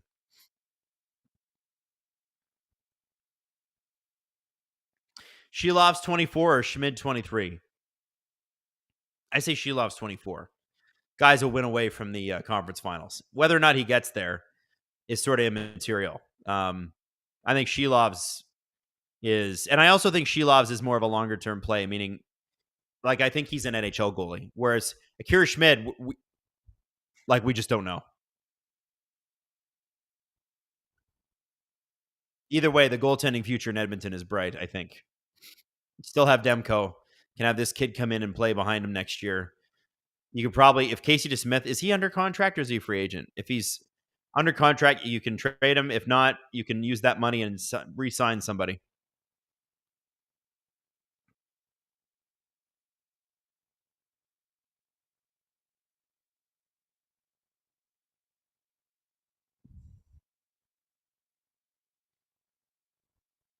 See what Edmonton just did there? There's a bit of a feed. It wasn't a good one. Here's Connor McDavid, and they turn it right around. Ekholm's going to get a shot here. Oh, that rebound was real dangerous. Shelovs was sliding out of position. And this is the thing. Edmonton's doing a great job. So what if the Canucks gain the puck here, which is, going to be difficult to do with Edmonton out there. Sorry, with Edmonton's top line out there. McDavid's out there. Nuge is out there. Hyman's out there. Watch what Edmonton will do when Vancouver tries to break out. Although they've been on a 30-second ozone bender here. So we'll see how long that lasts. McDavid's looking a little more dangerous. Canucks clear. Oh, might have a giveaway here. It's not going to lead to much. And there goes Edmonton again. Puck back through the neutral zone and back into the. Oh, Hyman almost had another one there. Sorry, the Oilers are moving quick right now. And it's a goal. What a shot. Evan Bouchard, an absolute laser beam low, and I don't think Shilov saw it. Wow. Ladies and gentlemen, it's smelling like Game 7 already, and it's only 8:40 to go in the second period. Edmonton doing an unbelievable job of taking every single turnover and spinning it around and throwing it back at the Canucks. See, watch. Look, the Canucks throw it out. Look, boom. Got it. We got to almost break. Wait, no, we're going to break that up. And watch. Wow. Nice freaking shot. Nobody touches Bouchard's shot there. It's just off the post and in the net. Beautiful. Guys, I think we're getting to Game 7. This is smelling like an Oilers Game 7. Or, sorry, Vancouver Game 7, as in like it's going to be in Vancouver. Vancouver's got to figure out some offense here. We are 32 minutes and 30 seconds, or sorry, 31-30 into this game. And they've allowed 6 shots. So that's roughly, Edmonton has allowed a shot, roughly 1 shot every 5 minutes. You can't win a game like that. The Canucks have come back before, though. Yes, they have. Of course they have. But you got to get some shots to come back. You know what I'm saying? And what the Canucks are now going to have to do is they're going to have to open up the game. They're going to have to cheat offense a little bit. And that can really backfire with a team like Edmonton, who are so good at the takeaways in the neutral zone. And they're quite mobile on their offense. And Vancouver's defense is a lot of things. Mobile is not like it's not their strength, right?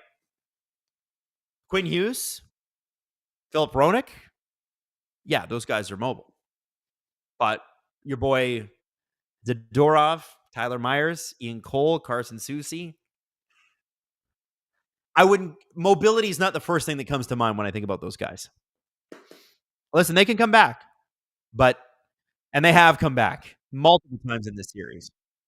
I'm just saying, they're going to have to figure this out. Also, I just want to throw out there, as a fan of a team that does not currently possess a defenseman that can shoot from the point, it's so crazy what a difference it makes. Because nobody who covers Toronto's power play has to cover the point. Because what's going to happen is it's going to be Morgan Rielly at the point, and he's going to switch off with Mitch Marner, right? Neither of them are ever going to shoot, ever. So you can get low and cover the Toronto forwards who are going to try for like a tip or something. You're only ever going to get shots from the half boards. You'll never get a shot from the point. That was one thing I was excited about, believe it or not, with John Klingberg coming in, because that guy actually used to shoot from the point. I was like, if that's the only thing he does, he'll be useful.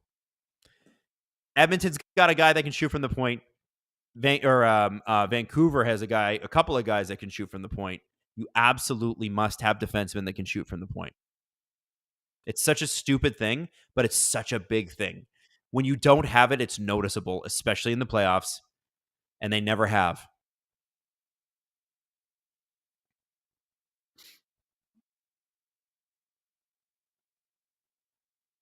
Draisaitl up to Ceci. Ceci being a forward. Love that.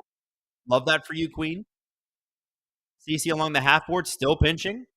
Is he ever going to get back up there? Okay, now he's moving up there.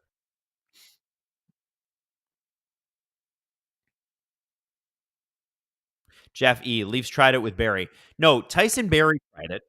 Leafs, Tyson Barry's thing was he really loved to take slap shots from the point that went off the knee of the player closest to him. I think the Leafs didn't really try very much with Tyson Barrie. They picked up a guy who wasn't the right fit, and look at that, he didn't fit. I don't blame Tyson Barrie for his time in Toronto so much as I blame Mike Babcock screwing up the first half of it, and then Sheldon putting him in a place to succeed, and then COVID. It's a bad year. It's a bad year. Shots are now 15-6 Edmonton. That's so not good for a comeback. And I can't really name a stretch of hockey in this game where Vancouver's dominated. See? And look, they're cheating offense, and Zach Hyman almost gets a breakaway on a weird bounce. This is going to be real important. Babcock kept Barrie off the power play. No, if you remember properly, Cal, here's what happened. Babs kept him off the power play and then put him on power play 1 and pulled Morgan Rielly off the power play.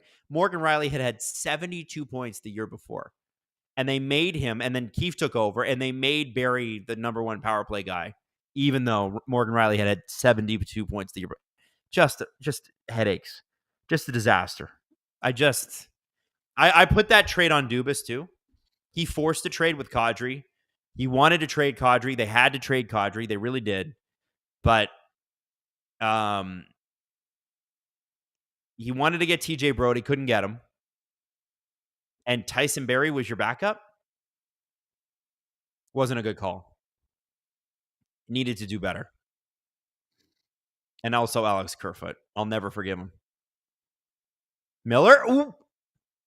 So it's Miller, Garland, Joshua in there. This is an interesting... Matt, whoop!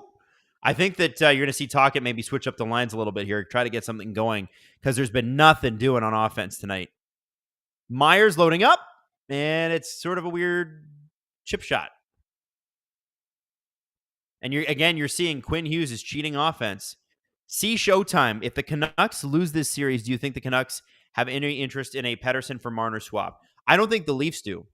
And no, I don't think Pettersson is going to be traded after signing that extension. I'd be shocked. Oh, no. Is Vancouver getting a penalty? Garland is getting a penalty. Is that for tripping? Oh, and he's going after Bouchard.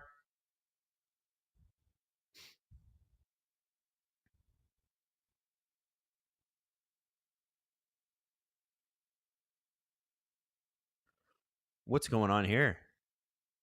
What was it for? Did anyone see? Must have been a trip or something, because there was an Edmonton player down. It's roughing.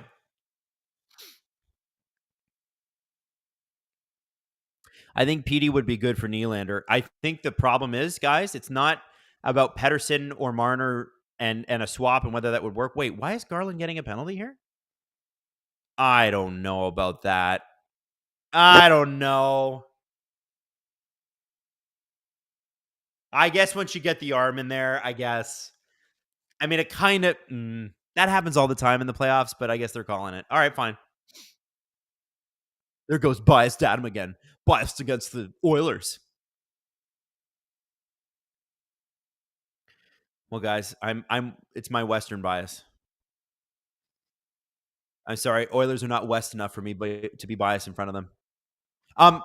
Yeah, so Pettersson for Marner in this weird reality where Pettersson would be traded before he signed. Here's the problem. First off, they're probably going to make around the same amount. Marner's extension is going to look like a lot like Pettersson's.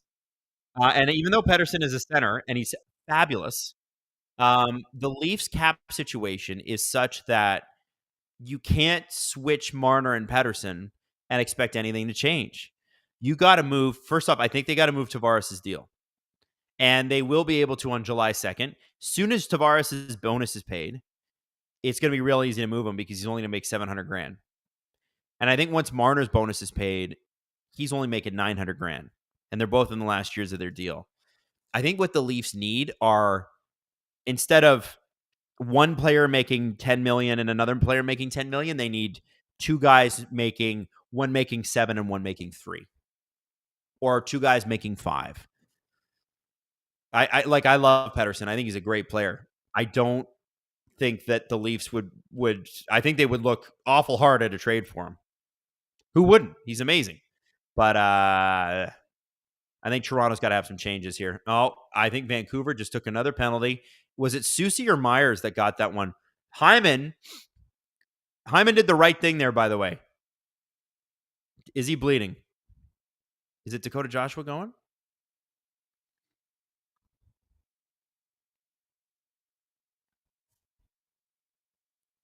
High sticking. Dakota Joshua. Let's see this replay here. Get your stick down, Dakota. Oh, my God.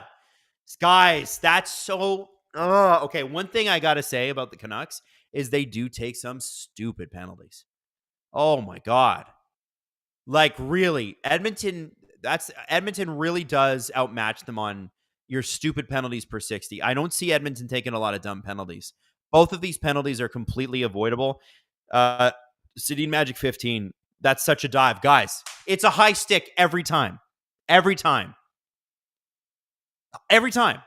You can't get mad at that call. I mean, you can be mad that it happened. That's stupid. You can't. He should never have had his stick up this high, and then Hyman moves in on him, and then he's got no choice but to pull it out, and then Hyman sells it. Sure, Hyman sells it, but it's still a high stick, and it's still right in front of the ref.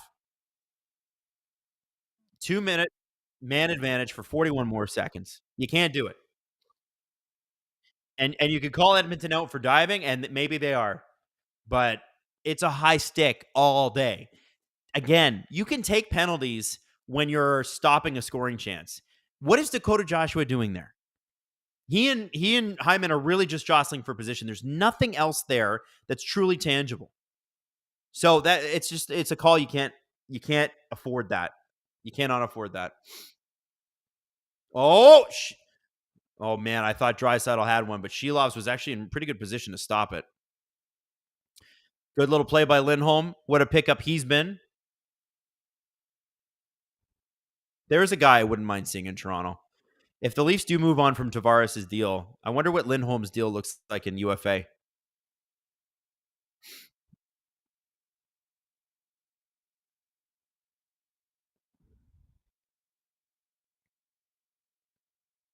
Oh, man. Hyman's had some good looks. Connor Garland back out there. That's a guy you want out killing penalties. Vancouver doing a pretty good job of stopping this Oilers power play, which is dominant. There's no other way to describe it. I bet their legs are hurting right now, though. Play has been on for probably a minute. No chance for a change. And I don't think they're going to get one here. McDavid is doing too quick of a job turning this around. Look how quickly the Oilers get set up. If you're a Leaf fan, watch how quickly the Oilers get set up. Couldn't be us. Garland is really pushing them. Oh, and Leon has scored already 2 goals from that spot. Shelob had him covered off. Really good. There's Bouchard from the point. And I think Garland got a piece of that. Puck comes down. It's bouncing around. Nobody knows where it is. Luger tries to clear, and they can't quite get it past Bouchard. Garland might have intercepted there. And there is 2 seconds. 1 second. Big kill for the Canucks. Big kill for the Canucks. That's a big kill. Good for them. Got out of it unscathed. Now you can't take any more dumb penalties. Oh, baby. Oh, man, it was almost in. Woo! Tyler Myers with an almost 3-minute shift. Philip Hronek iced that. They needed a breath, and they're going to get one. Damn, guys. Damn. It's starting to get exciting. It's starting to get exciting, this game.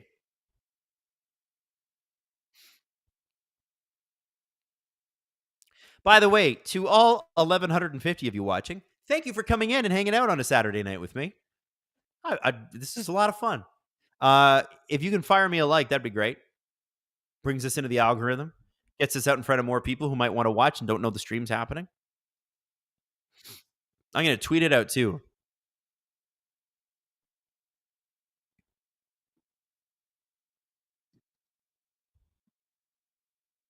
Miller with a shot on Skinner. I think that's the first shot in the last 5-6 minutes for Vancouver, and it's not that dangerous, but you got to get something on. Skinner is a goalie with no confidence.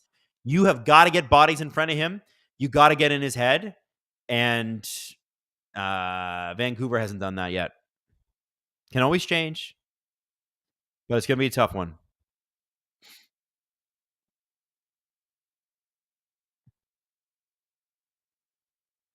What are we saying in the chat?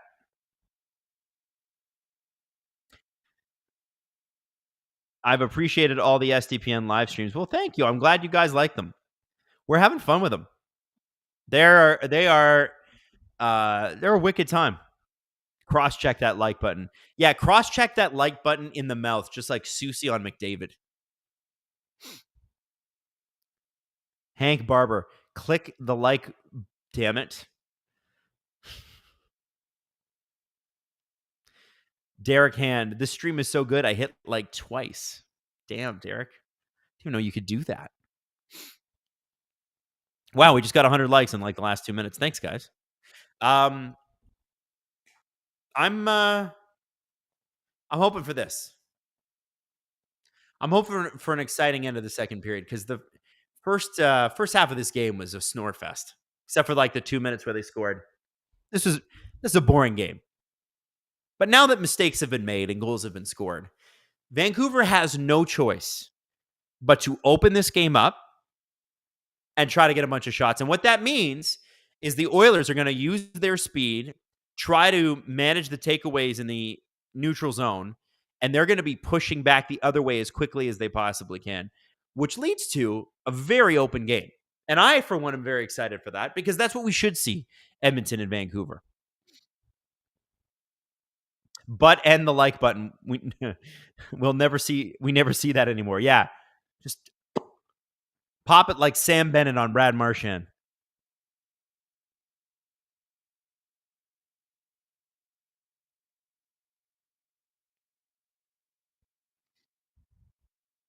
Lick the like button like Marchand. Jacqueline K, I haven't missed a stream. Thanks, guys. Wow, that's cool. Thank you. There have been a lot of streams, so thank you. Whoa. I think that should have been a penalty. She lofts to the bench. Yeah. Vancouver is going on a tripping call on Quinn Hughes. I didn't see who got it or who's going to get it, but that is an absolute no-brainer call by the refs. And when I say no-brainer, I mean it's a call they have to make because they don't want to most of the time. Unless it's against the Leafs, then every call is wrong. Got a petition to change SDPN to AWGN. Adam Wylde, Gripper Nation. Wow, the need for feet, the thirst for feet in this chat. So is Derek Ryan or Darnell Nurse that's going to get this? Oh, yeah, that's Derek Ryan. The thirst for feet in this chat is unmatched. Steve and Jesse, they can do their streams or whatever, but my streams are thirstier. All of you belong in horny jail. And I'm proud of that.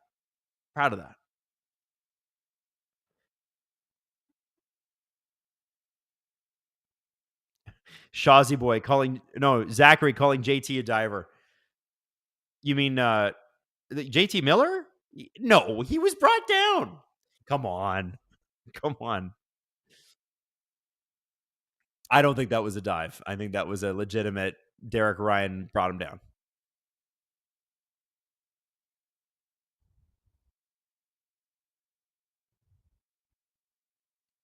Here we go.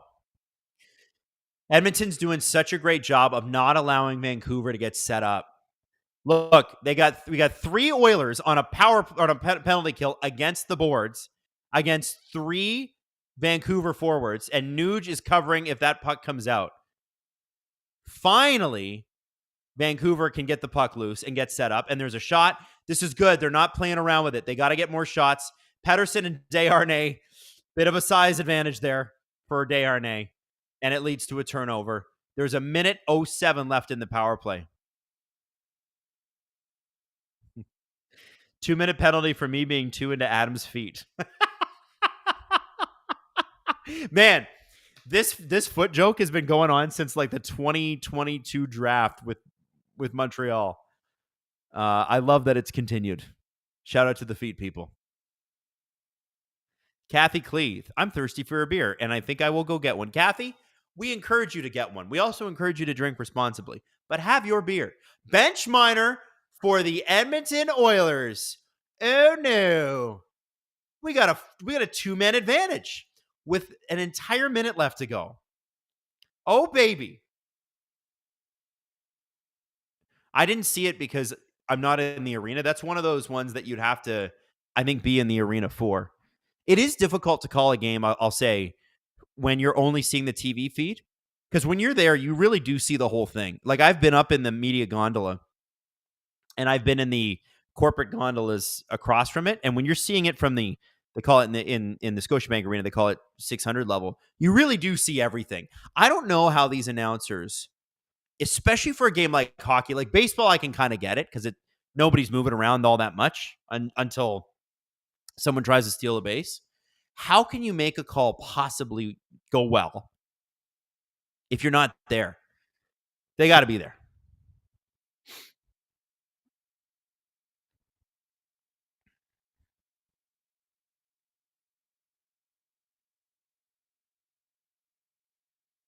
Have you ever been on the bridge at MSG? Such a cool way to watch the game. I have never been to Madison Square Garden for any reason. I don't like that. I'd like to change that very much. You know what? Ideally, for SDP, we need to, well, for the entire network, but SDP, CJ Show, we need to be traveling more and getting out and seeing all of you. Because whenever we do a city check-in, you guys are all over the place. And budgets are obviously a thing, but it's something that we need to do. By the way, Edmonton's doing a pretty good job here of covering off this 5-on-3. There is 48 seconds left to go. Quinn Hughes at the point. Back to Hronik. Oh, no, is that Miller? No, it's Miller. Besser, Quinn Hughes, shot. Where did the puck go? Skinner popped it up into the zone. Justin, MSG is on my bucket list. Damn, Justin, me too. We do need to go. Robert Malloy, I will fit in a suitcase. Yes, you will. I have a suitcase that fits you perfectly, Rob. You probably have to wear a sweater, though. I hear the bottom of the plains are very, very cold. What's the best hockey arena in the show, and is it MSG? Apparently, Little Caesars in Detroit is the best one in terms of how updated it is and how beautiful it is to see a game there. But MSG, I'm sure, has got a lot of great. I mean, it's MSG. Here we go. Oh, needed that puck to be on. 7 seconds left in the 2-man advantage. Need some more shots from Vancouver here. They got to put shots on this guy. And, see what I mean? See what happens when you shoot? Oh, we almost had a breakaway there. Corey Perry. 5 seconds left in the second period. Oilers have killed the 5-on-3. Ladies and gentlemen, the Edmonton Oilers are going to be up 3-1 to start the the third period. Oh, baby. UBS Arena was really nice. Yes, UBS, you know who's really nice too? UBS, that's where the Islanders play. Their staff. They've reached out a couple times. They're like, hey, if you can ever get down here, just let us know. J-Rock, I missed this super chat, buddy. These streams have been awesome by the SDPN team. A shout out is due to the significant others of every SDPN person working on the streams. Thanks a lot. Yes, thank you very much. And thank you to the partners of all of us who have to deal with us not being home at night or being at home and making a lot of noise in the basement, wherever the case may be. I come into the studio because it's a better setup here than I would have at home. Yeah, big shout out to Justin Fisher. Big shout out to Robert Malloy. Big shout out to Hayden. Big shout out to Maddie. The people running the streams too. Like they're working their butts off and they're staying up late. And, I got to say, Hayden puts together the stat packs for me before every game, and they're really, really good. Does a good job.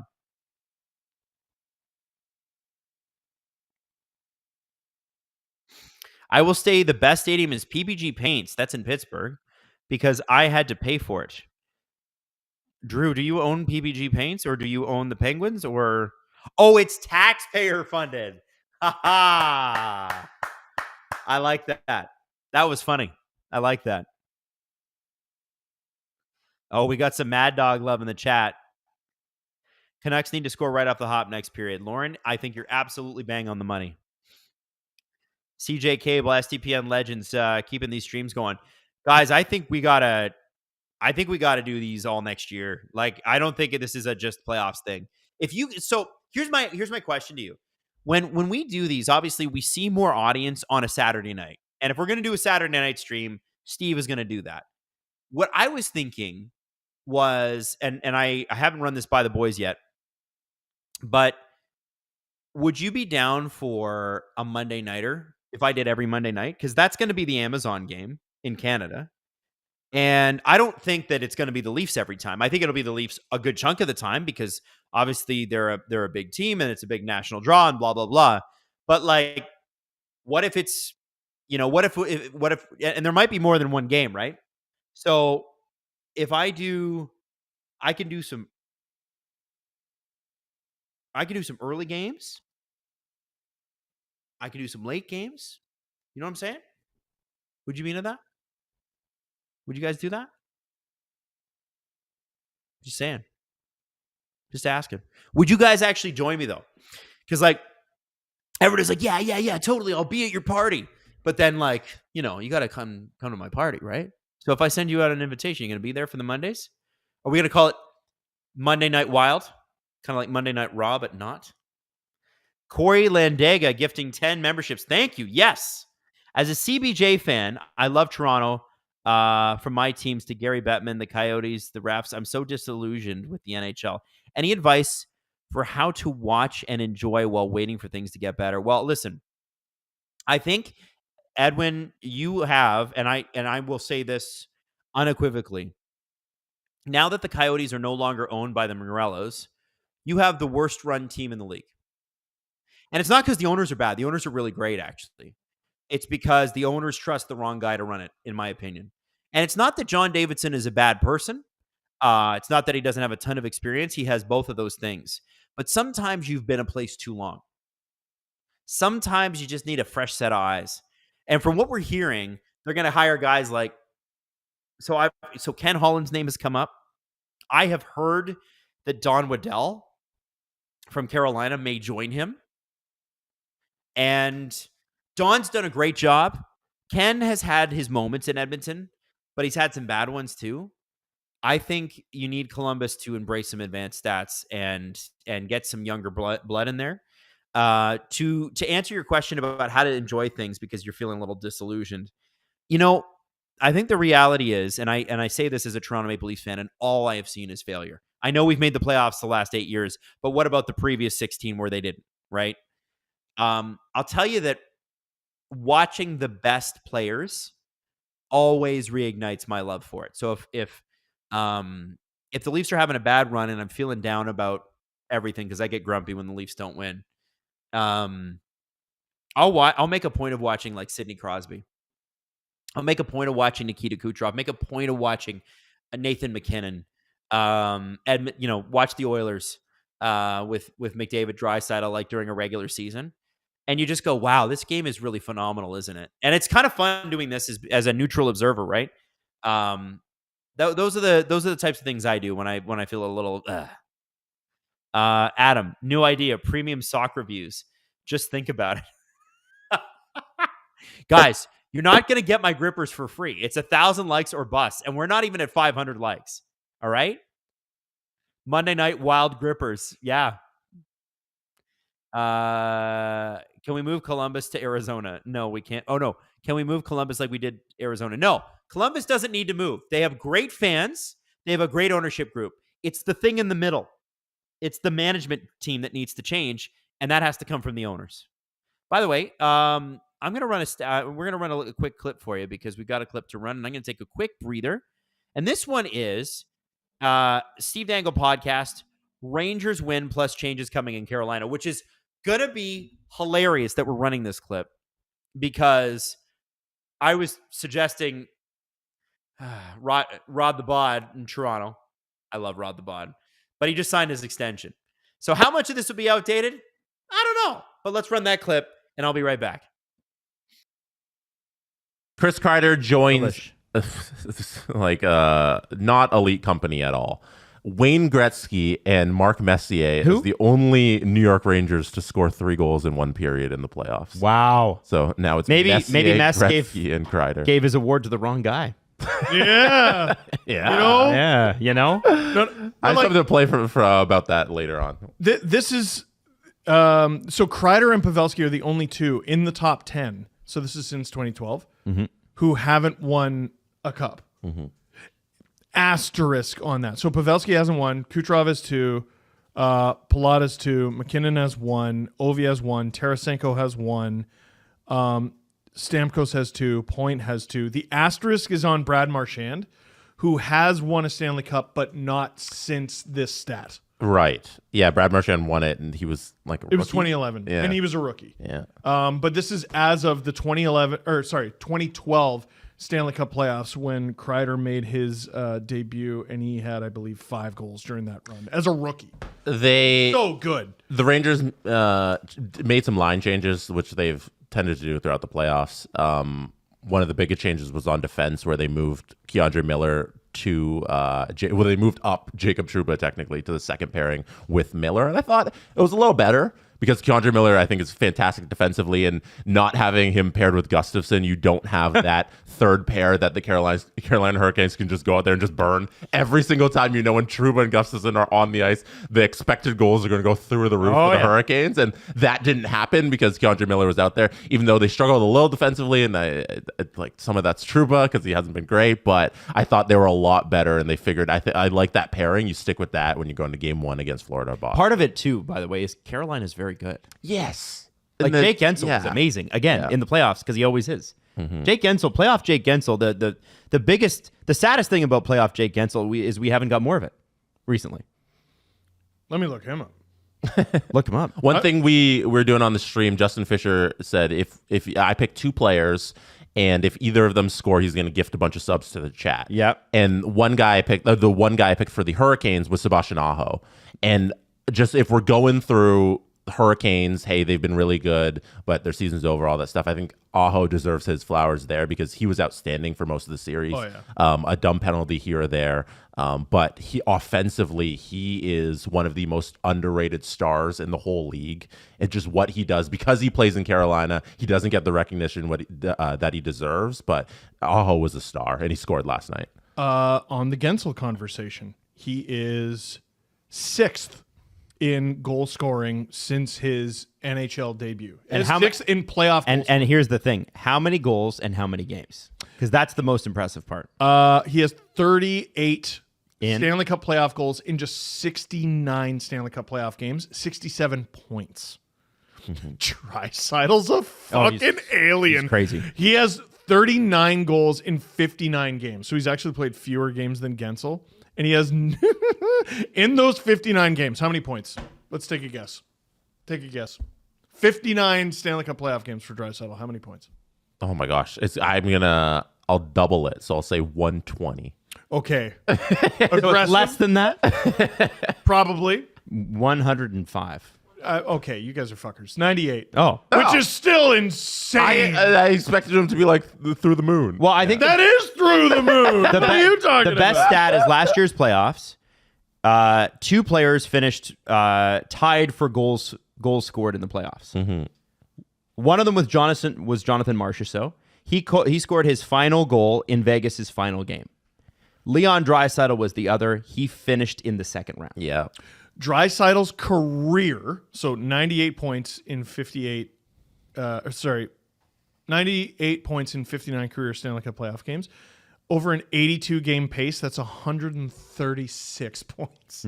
With the Holy shit! with the last note on the Hurricanes before just some more just gushing over the Rangers. They were truly all in this playoff run. Their list of UFAs now that the season is over is Brett Pesce, Tony DeAngelo, Brady Shea, Jalen Chatfield, Jake Gensel, Jordan Martinook, Stefan Nason, and Teuvo Teravainen.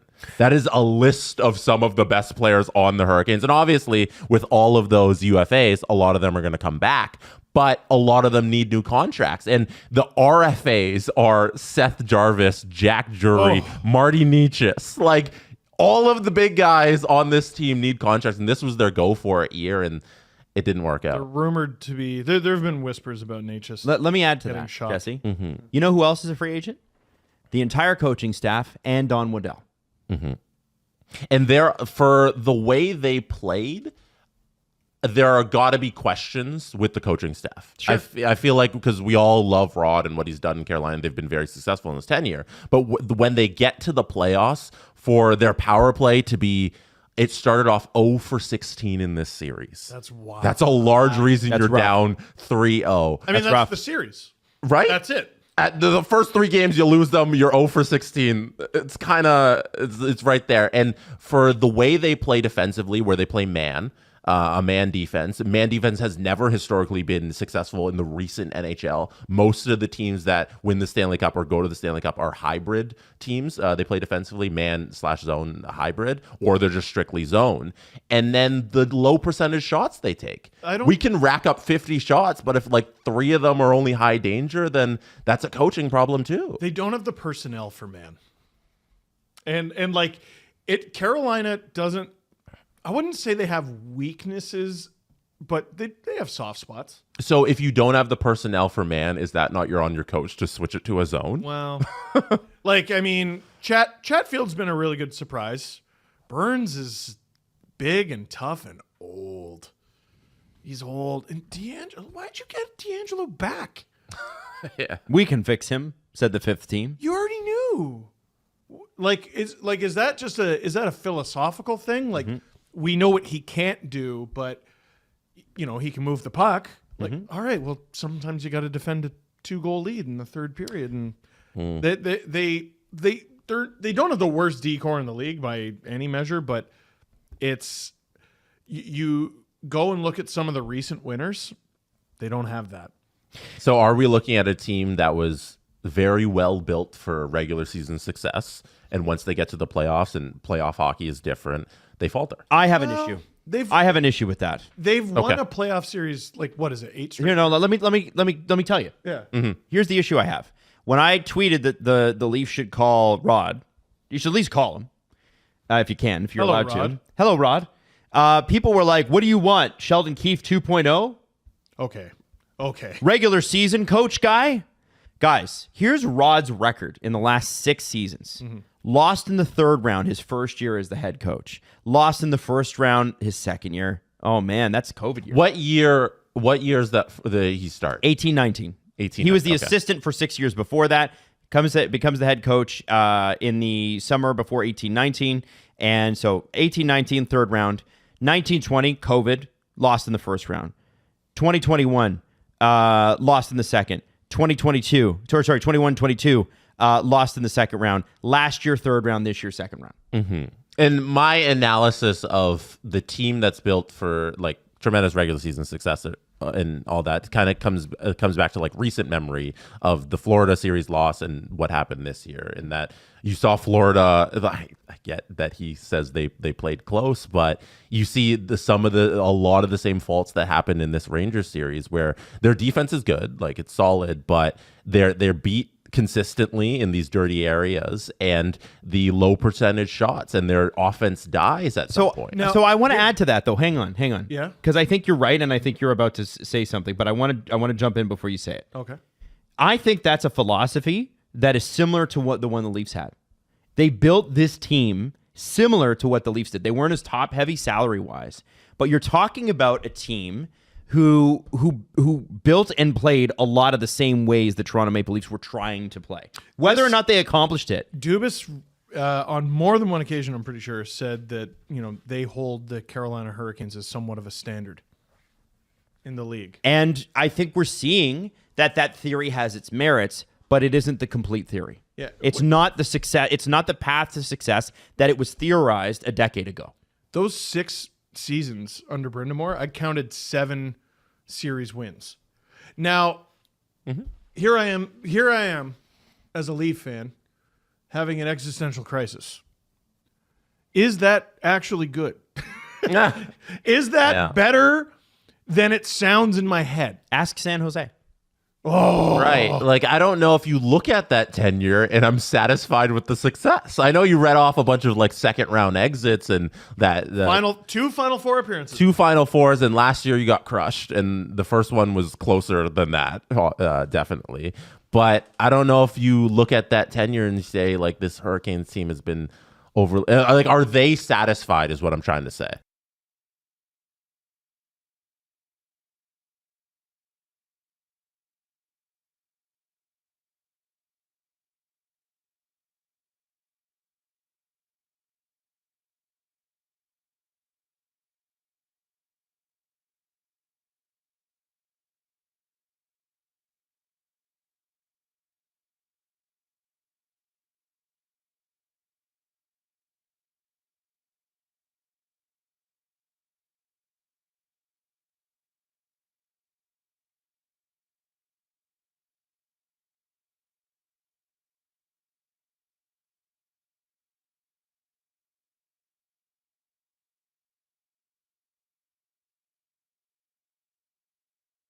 15 seconds.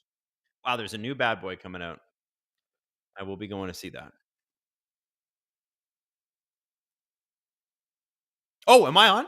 Hi. I was watching the bad boy commercial. Not the furniture shop. I was watching the Will Smith and Martin Lawrence commercial. I didn't realize they were doing another Bad Boys. And I'm excited about it. I'm not going to lie. Sometimes you need to go see a movie that you just watch things explode, don't you? Lot of chirping going on in the chat here. We got some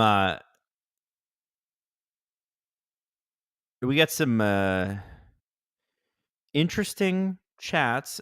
Somehow the Quebec Nordiques have come up. Drew, Edmonton have ugly jerseys. Canucks are very handsome. These are good chirps.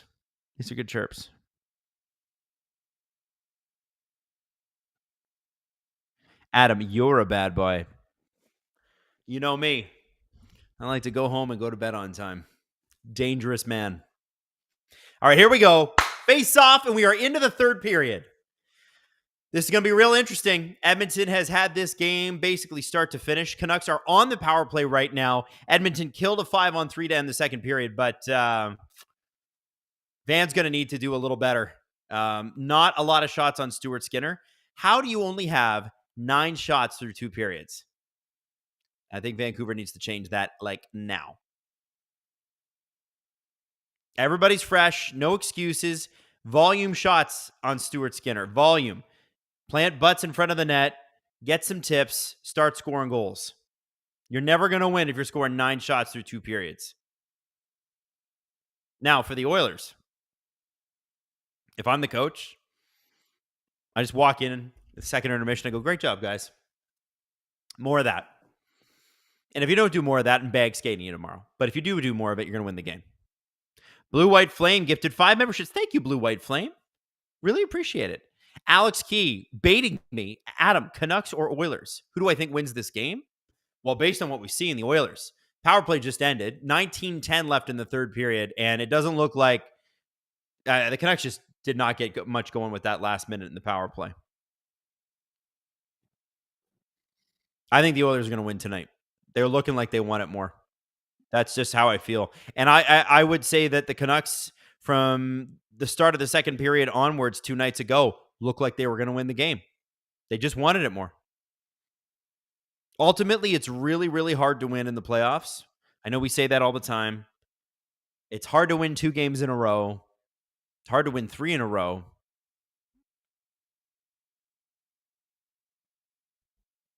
I don't know. K-Fly, I've only had 4 beers. 9 shots sounds like a lot. 9 shots at the bar is a lot and not recommended. 9 shots, not recommended unless you want to have a brutal hangover. Canucks will make a comeback. We'll see. They've come back in every other game this series. I can't remember teams being up by more than a goal or 2 for very long. Not in this series. Tell what the Skibidi Fortnite toilet riz baby Gronk rizzing up Livy Dunn while Phantom taxing a grimace shake. Jeez, Gen Z language, man. It's wild. It's out of control. Miller taking the face off in the offensive zone. I think he's lining up against Draisaitl there. They win, but here's the thing. Edmonton has been very quick to get out to the point and cover off Quinn Hughes and Phil Hronik, and it's worked. Ooh, almost a little play there for Miller and Pettersson. And now you have a 2-on-1 with the Edmonton Oilers against Phil Hronik. I don't think that puck went in, but sure looked close. JC, thoughts on Austin Matthews not getting the Selke? I mean, one of these days I think he should get one. Was he the best defensive forward in the league? Best defense while offense? I mean, I don't know. I'd actually like to look at the numbers on that. But, oh, yeah, you can never go wrong with giving it to Sasha Barkov. Because he's always awesome. I don't know. I'm not upset about it. I don't get mad about awards very often, except for that one debate Jesse and I had a couple weeks ago about Ted Lindsay. I think it would be weird if Matthews with 69 goals walks away with only the Rocket Richard. I'll put it that way. I think they can give him the Ted Lindsay, and that's voted on by the players, so we'll see. But yeah, I mean, I think he should get a Selke at some point. I think a lot of people don't give him the credit he deserves for how good he is on defense, and it's not just me saying it. Look at the advanced numbers. They're spectacular. But here's the trophy I'd like him to win. Stanley Cup. Don't have a lot of room left in my life for anything else. That's how I'm feeling these days. What happened to the clocks? Thought it was supposed to be in today's stream. Apparently it's S. John. It's really hard to do, apparently. I would really like to find a workaround, though. Here we go. I wonder, yeah, I got to figure that out. I'd like to figure that out. We'll have to figure that out internally. Listen, we're a small company. There's only so many man hours to go along, and we have a ton of content coming out every day. It should be higher on the priority list. It's just that we don't have a lot of wiggle room right now. There's a lot going on. I will have to update the clock in stream, as Justin Fisher says, from the SDPN account. 17:04, 17:03, 17:02, 17:01, 17 minutes, 16:59 left in the third period. That's what I'll have to do, and I'll clap at faceoffs for you too. Woo! I think Vancouver just got its 10th shot. Not great. Don't you have an IT sponsor? Yeah, you know what? We do. MCAL, IT services. We should ask them. Hey, guys, put a clock into our live stream. Do your job. Does producer Drew work full-time for SDPN? Yes. Yes, he does.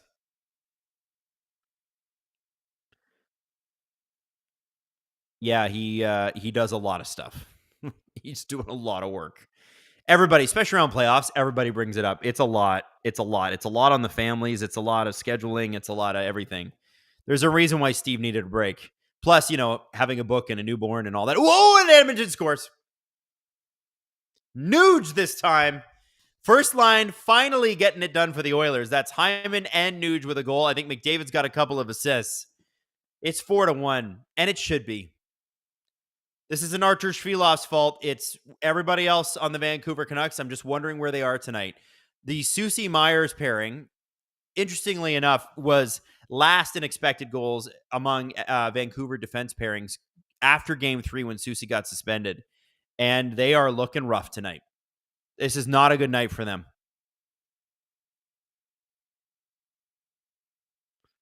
Yeah.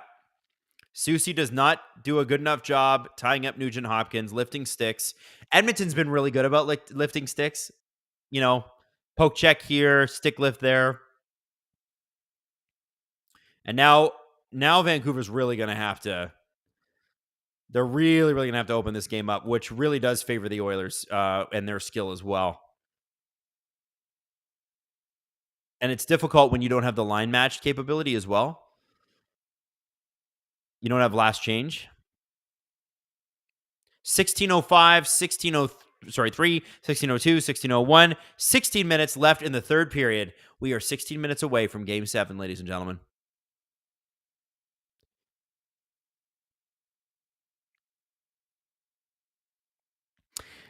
Is your ROI on these games the time and money? You guys should just watch these games in your own personal comfort. No, Nick, they're actually great for the channel because I get to talk to you. We got 1,100 people in here. We wouldn't have that otherwise. That's a good thing. It's Saturday night, baby. You could have been anywhere, but you're right here. I love it.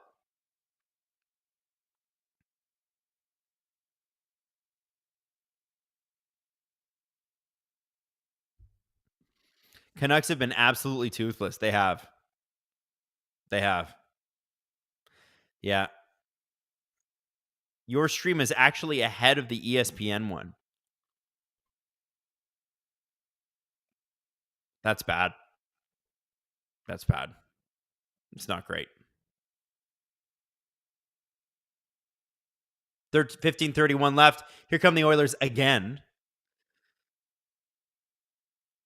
And person with no name, but you've been on this stream before and I've seen your face, has gifted 5 memberships. Thank you for doing that. I believe your name is Gift. Adam, Canucks or Stars? Well, Alex, the Canucks would have to win. I'm assuming you're assuming that they'll win. The Orcas are lost in the sea tonight. Too much oil in the water. I see what you did there, Putz. SKR was dropping the gift bombs too in the chat. Works. I think it worked. He's getting that karma he's been looking for. So we are 5 to 10 seconds ahead of ESPN. How crazy is that? I did not know that. Is ESPN running it on TV tonight, or is it just the ESPN, like ESPN Plus? Is that the app? I'd like to know.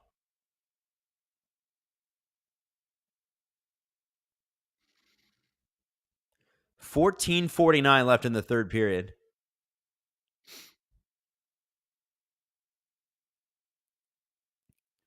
I mean, I think we're going back to Vancouver Monday night, aren't we? Unless there's some crazy comeback. Listen, as a Leaf fan, 4-1 is the worst lead a Leaf team can have. But these are not the Leafs. Aaron Gray's power rank the remaining teams for Cup favorites. I'm going to go Dallas, New York.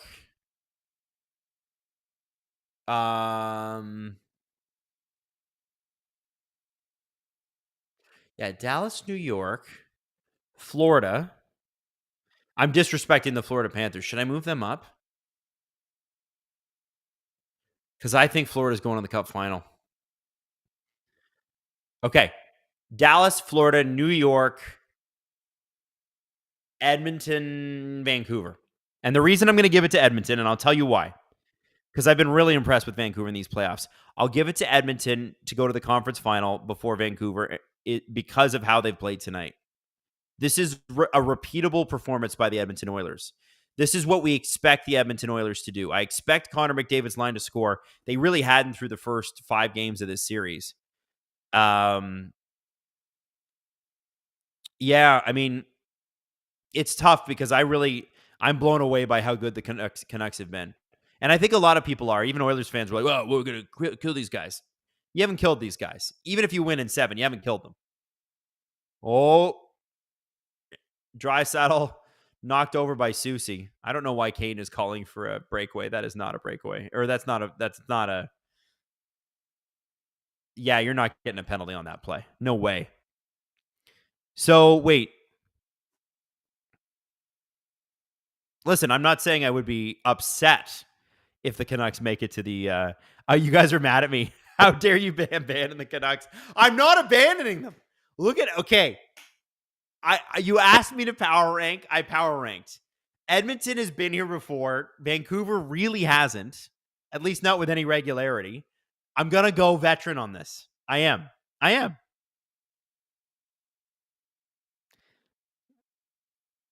Why is the Blue Telecom Sports Network red and the Red Telecom Sports Network blue?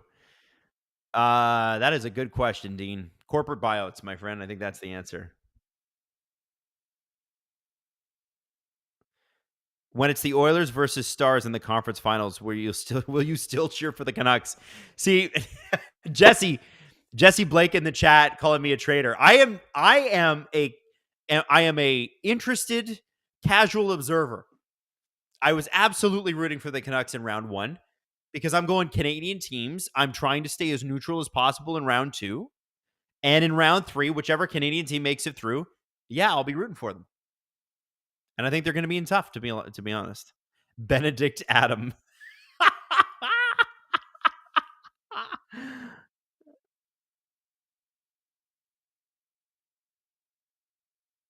I hope Draisaitl was wearing a cup. Yeah, I hope so too. 7-6. Oilers suck, actually. Well, we'll see. I love my non-biased streamer. Thank you, Red Tooth. I appreciate that. Shadow Mask. I'd be shocked if Jesse didn't have a bet on the Oilers. Jesse, do you have a bet on the Oilers? Have you put anything on at BetMGM? I'd love to know. I'd love to know what Jesse, what are you betting on right now?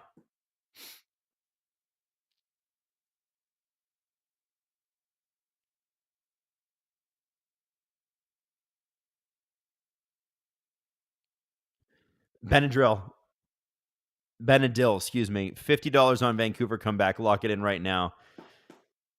Yeah, if that were to happen, probably pay for a house down payment. I just don't see it. Canucks have just not been themselves tonight. And that Susie Myers pairing has been ugly. Ugly, ugly, ugly. Jesse's not admitting any bets. If we're cheering for handsomeness, I'm on Team Leon Draisaitl. Man's handsome. And it's kind of makes it more handsome when he's angry. You know?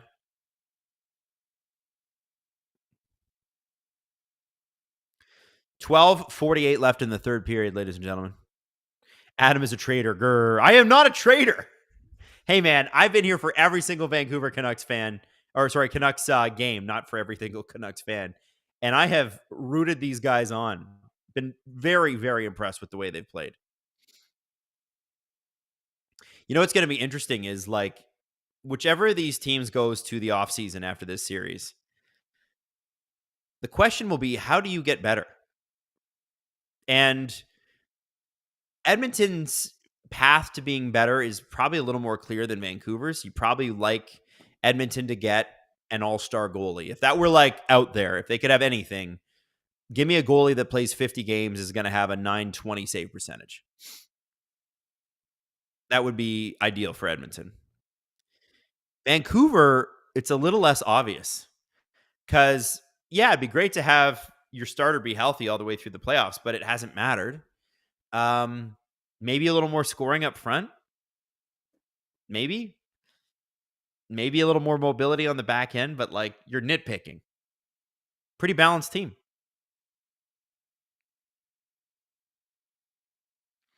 Blue White Flame. Game 7 is going to be the Ian Cole redemption arc.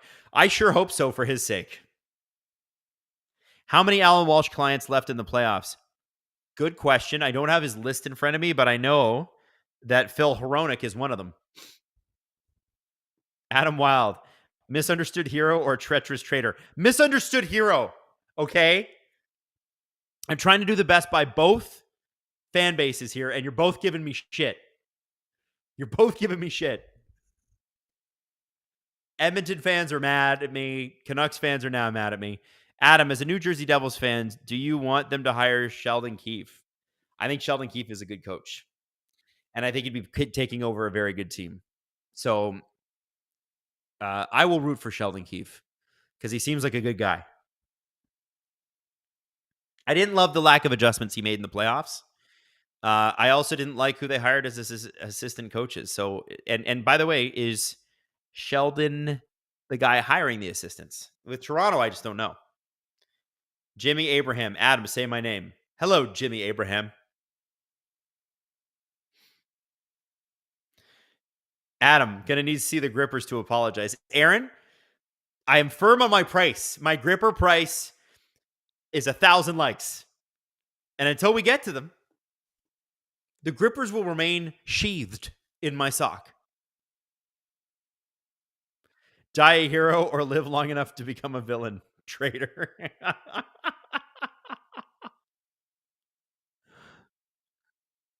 There are rumors of Jay Woodcroft to the Devils. Now that would be interesting. That would be interesting. Jay Woodcroft doing his Jay Woodcroft pose.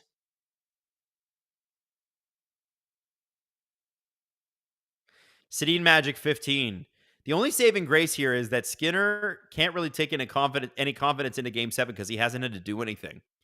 It's actually, I don't disagree with that. He'll feel good about the win, but you know how brains work. That little voice inside of you that gives you the anxiety voice, where it's like, yeah, but you didn't contribute. And you got to shut that off if you're Stuart Skinner. You got to make sure that that's not how you think. When you go to bed tonight, you need to be like, no, I was a part of this too. Adam's going to be Mark Messier 2.0 to Canucks fans. No, I am not. No, I am not. Listen, if you were to ask Canuck fans when this season started who was going to finish higher, most Canuck fans would not have said the Canucks. Let's be honest. The fact that they are here, this is a house money season, and they could go all the way to the West Final. They're a win away. They're going to need to start scoring here. Here's one of my hipster favorite hockey players, Phil DiGiuseppe. Like this guy. Big fan of the mobility there. Esser's got it. DiGiuseppe versus Desharnais. Bit of a matchup issue there. Not going to lie. Although doesn't everybody have that against Desharnais? There's Besser along the boards. Out to Myers. He'd backed off too quick. Suter over to Hughes. Little too deep for Hughes. And Desharnais ties it up along the boards. Besser out to the point for Myers. Myers, woo, nice little play. And a good tip, too, by Pius Suter. Skinner had it, though. That's exactly what Vancouver has been needing to do all game. What Myers and Suter did right there. Please, more of that for them. For goodness sakes. You can't have a goalie with a less than 9 save percent. There you go. More shots. Miller right to the chest. Desharnais gives Pius Suter a nice little hug.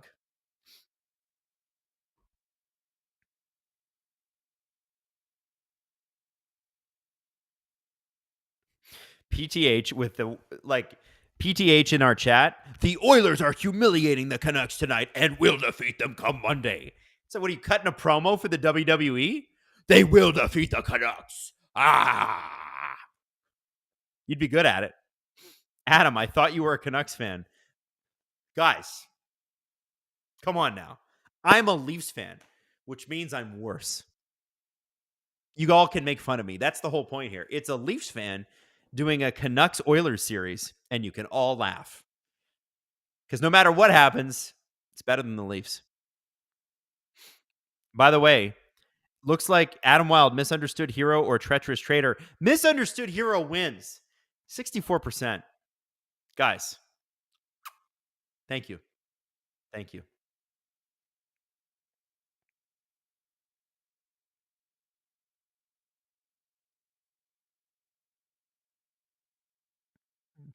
Wow, brutal turn against Adam tonight. Hey man, no. I won't have it. NJC, it's true. Adam doesn't like good NHL teams. Adam was anti-Predators because Nashville embarrassed him. That's why he was rooting for the Canucks. That's true. The Canucks or the Preds did embarrass me because after the U2 thing, which I thought was ridiculous, they were like, how about we don't lose a game in regulation for 16 straight? Just like they drew it up. But at the end of the day, until Nashville learns how to score goals, they're not going to go very far. And their team defense is pretty sick. So let's say they sign Stamkos this summer. And maybe someone else. That's a bit of a threat, that team. I wonder if UC Saros is going to get traded. They've got the other guy whose name evades me right now. Kevin Lankinen? Is that who it is? Anyway, long story short, he's a good goalie. They want to use him. Does UC suit up for somebody else next year, and can it be the Leafs?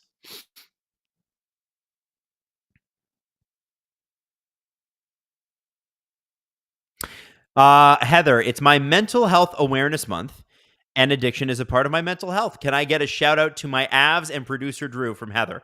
Heather, I'm sorry for how this season ended, but I think the first off, shout out to you for acknowledging that.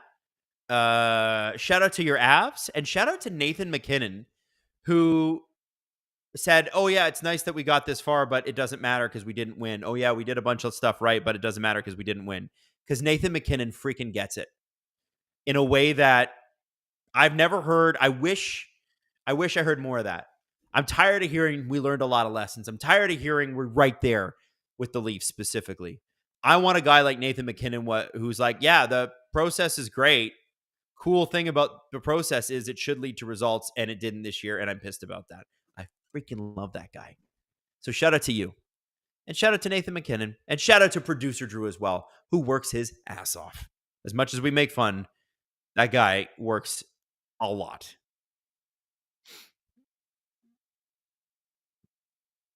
The Avalanche are going to have to eat more chickpea pasta this offseason.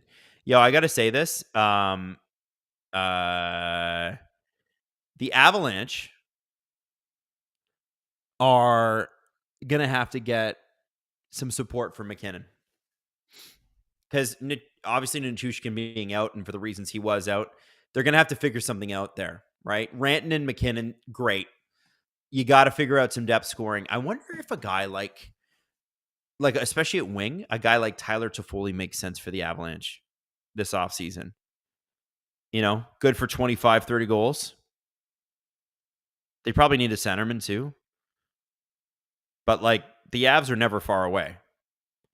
Casey Middlestat, is he your long-term answer? Oh, baby, what a goal.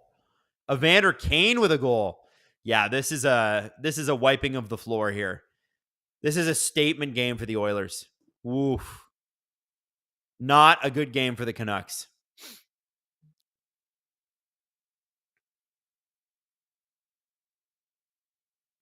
Bad face-off. Yikes.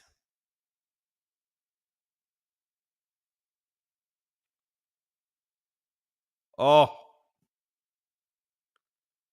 Wow. What a shot by Kane, too. Spectacular.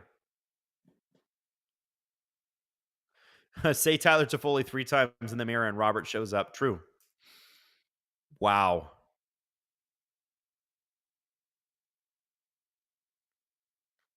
Wow. Damn, dude. This is rough. Hey, by the way, a little programming note. For Game 7, Jesse Blake will be taking over this stream. Not because I don't love you, but because I had plans dating back to Christmas for Monday night. And of course, we got a Game 7 in these series. So, we might get a goal here. Nope. Pod Colson had a good little chance there. So Jesse Blake will be doing Game 7 as a stream. And I will miss you, and I apologize. And I will be back for the Western Conference. But I unfortunately will not be here for the Monday Nighter. And the Monday Nighter might be early. Hearing rumors that it might be 6 o'clock Eastern Standard. That's bonkers.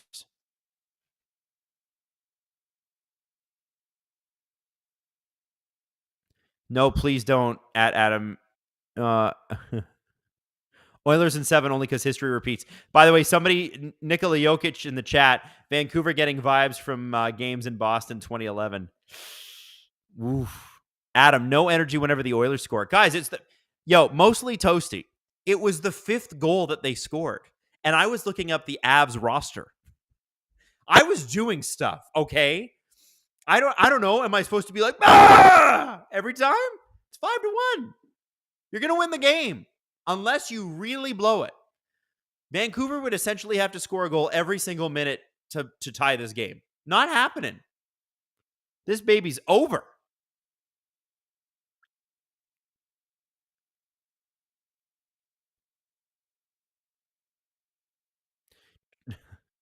Here we go.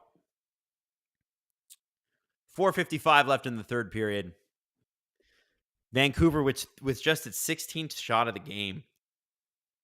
It's just not been a great one. Not been a great one. You are cursing the Canucks. Why am I cursing the Canucks? I'm not cursing the Canucks. Who's doing the wave in the chat? Is Jesse in the chat? Do we get the wave going? Adam can't do Game 7 because he'll be in the building cheering on the Canucks. I will not be. I will not be. I'm going to a show that my brother and sister-in-law bought for us a long, long time ago. That is Canadian rock legend Neil Young. That's what I'm doing. So I will be at the Neil Young concert. Neil Young and Crazy Horse. And I have seen him before, and he's fabulous. I've seen him once with Crosby, Stills, Nash, and Young, and once at a festival. And he played the song Down by the River, and it lasted 20 minutes. I loved it. Ooh, bit of a bad giveaway by Myers there. Oh, I thought that was the goal number 6 for the Oilers, but we had a broken stick. Why do sticks always break right when? Right when. These carbon shaft sticks are the worst. You remember when they used to have the metal ones where you just change out the insert? Why don't they take these carbon sticks and put like a little metal on the inside? Not just full metal, but a little metal.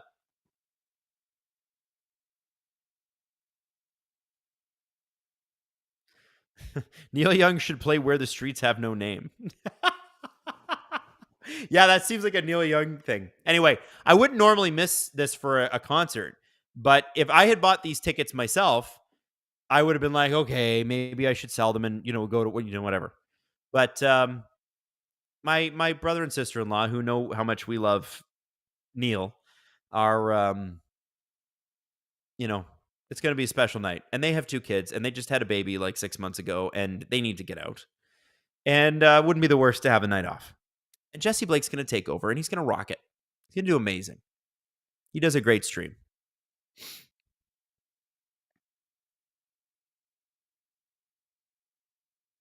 Boy, oh boy. Vancouver's going to have to do something. I don't know what they do in Game 7. You're going to ride that crowd's energy a little bit, but you got to get in the game faster. They were not in the first period the last 3 games, honestly.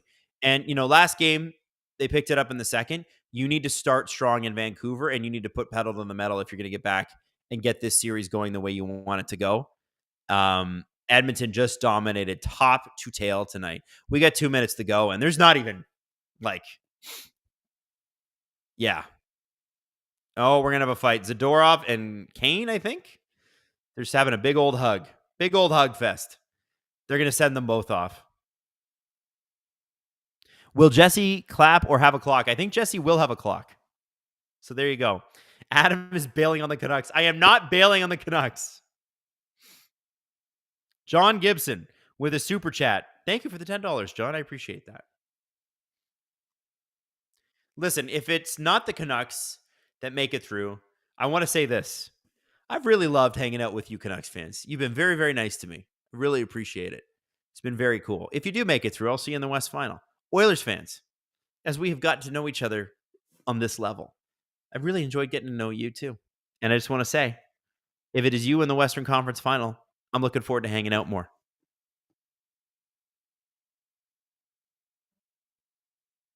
Jesse has a clock and chill music. Well, there you go. You will get some clocks. Jesse has a clock. That works for me. We got to get a timer set.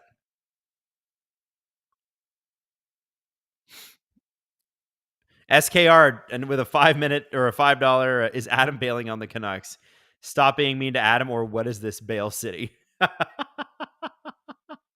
SKR is trying to get more. He's trying to get Game 7 karma now by giving super chats away. There's Alberta Beef on the ice.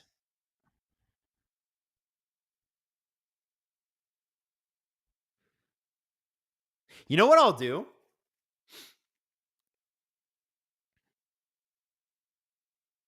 We got to figure out the timing issue. I'll get Jesse on it. We got to figure this out for the West.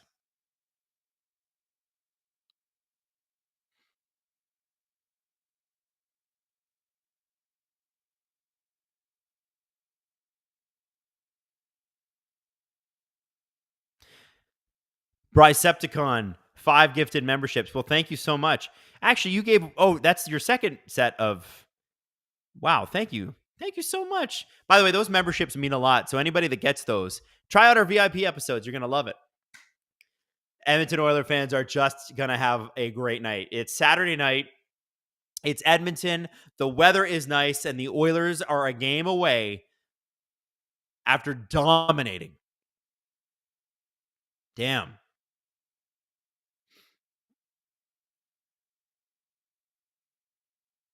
I'm sorry, Adam, but DAS? What does that mean? Team DAS. LOL, Adam is looking a little more forward to the Oilers than the Canucks. That is not true. Ladies and gentlemen, I have been neutral the entire series, And I resent the fact that both sides are calling me not neutral. I resent it. CJ Cable, VIP episodes are great. Lots of fun. I'm glad to hear that.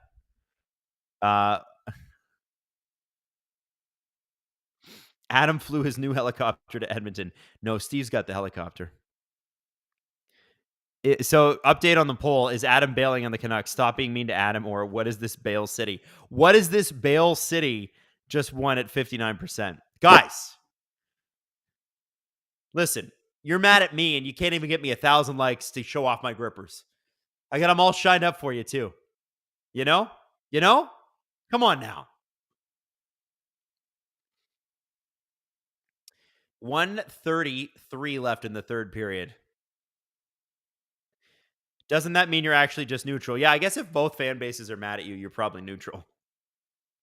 Your VGK Jameson, your Natalie Adam, gifted me a subscription. Please tell her thank you. I did sign up to renew. You guys rock. I'm thrilled to hear that, and she will be thrilled to hear that. Screw Sportsnet and and TSN, STPN. Freaking love these guys. Well, thank you. I appreciate that. Bale City, population Adam. Saudi Steve still doesn't make as much as Adam does. Yeah, no kidding. 1,000 likes is a lot, but the Canucks fans can be generous and leave them on the way out. Come on, Adam. 600 likes is basically 1,000. No, it's not. Nice try, though. Listen, maybe in the West Final, I'll get them. SKR with another 5 gifted memberships. Thank you so much, SKR. You have been extraordinarily generous, and it is much appreciated. And by the way, SKR doesn't choose who those go to, so it goes to Oilers and Canucks fans alike. As long as both sides hate you equally, Adam, you're good. 600 likes does not equal 1 gripper, Nathan. Nice try. We got 15 seconds left in this game. Baby, this was an Edmonton Oilers masterclass. When they talk about this team as a Stanley Cup favorite, this is a game they gotta reference. Slow, boring for the first couple of periods, and then they just, as soon as they got a little crack of that door open, they were able to get the Canucks to cheat to offense, and they took advantage of it. Score effects were not even a thing in this game. That's how deadly Edmonton was. And let me say, Stuart Skinner only had to make 14 saves. He had to make 15, but 14 of them actually were saved. And he's going to feel good after this. The Canucks didn't test them. They didn't test them at all. I don't know, man. Not great. So game 7, ladies and gentlemen, Jesse Blake is taking over for the game. And then I'm ripping the whole Western Conference final. Steve will have the East final. And then Steve will do the Stanley Cup final. And Jesse's going to go and do some pretty sick, he's doing his pre-games, which will be great too. Guys, I've really enjoyed this. I just want to say, because this is my last part of doing this series through 6 games, I have thoroughly enjoyed doing these with you. Canucks fans, Oilers fans, thank you for taking the time to tune in for me, because I've really, really enjoyed hanging out with you. The chatter back and forth has been good too. You guys kind of kept it. I know that, listen, there's been some pot shots taken for sure, but nobody's made it personal and got weird, so I really appreciate that as well. Thank you for coming out and hanging out. And thank you for everybody that signed up for VIP, everybody who gifted VIPs. It means a lot to the business. It means a lot to us. I want to shout out producer Hayden, who's done a great job this series. Justin Fisher, who's done a great job this series. Robert Malloy, who's done a great job this series. You guys have been fantastic. And I'm sorry that I'm bailing on Game 7, but I am bailing. I will say hi to Neil Young for you. At least, listen, if I had to bail on you for anybody, isn't Neil Young perfect? Canadian legend. Jesse will be with you Monday, and he will kick ass. And this will be an amazing Game 7, so please enjoy it. Love you guys. I'm going to log off now. It's my Saturday night as well, and guess what crazy stuff I'm going to get into? That's right, my pajamas, because I'm going to bed. Love you all. Have a good one.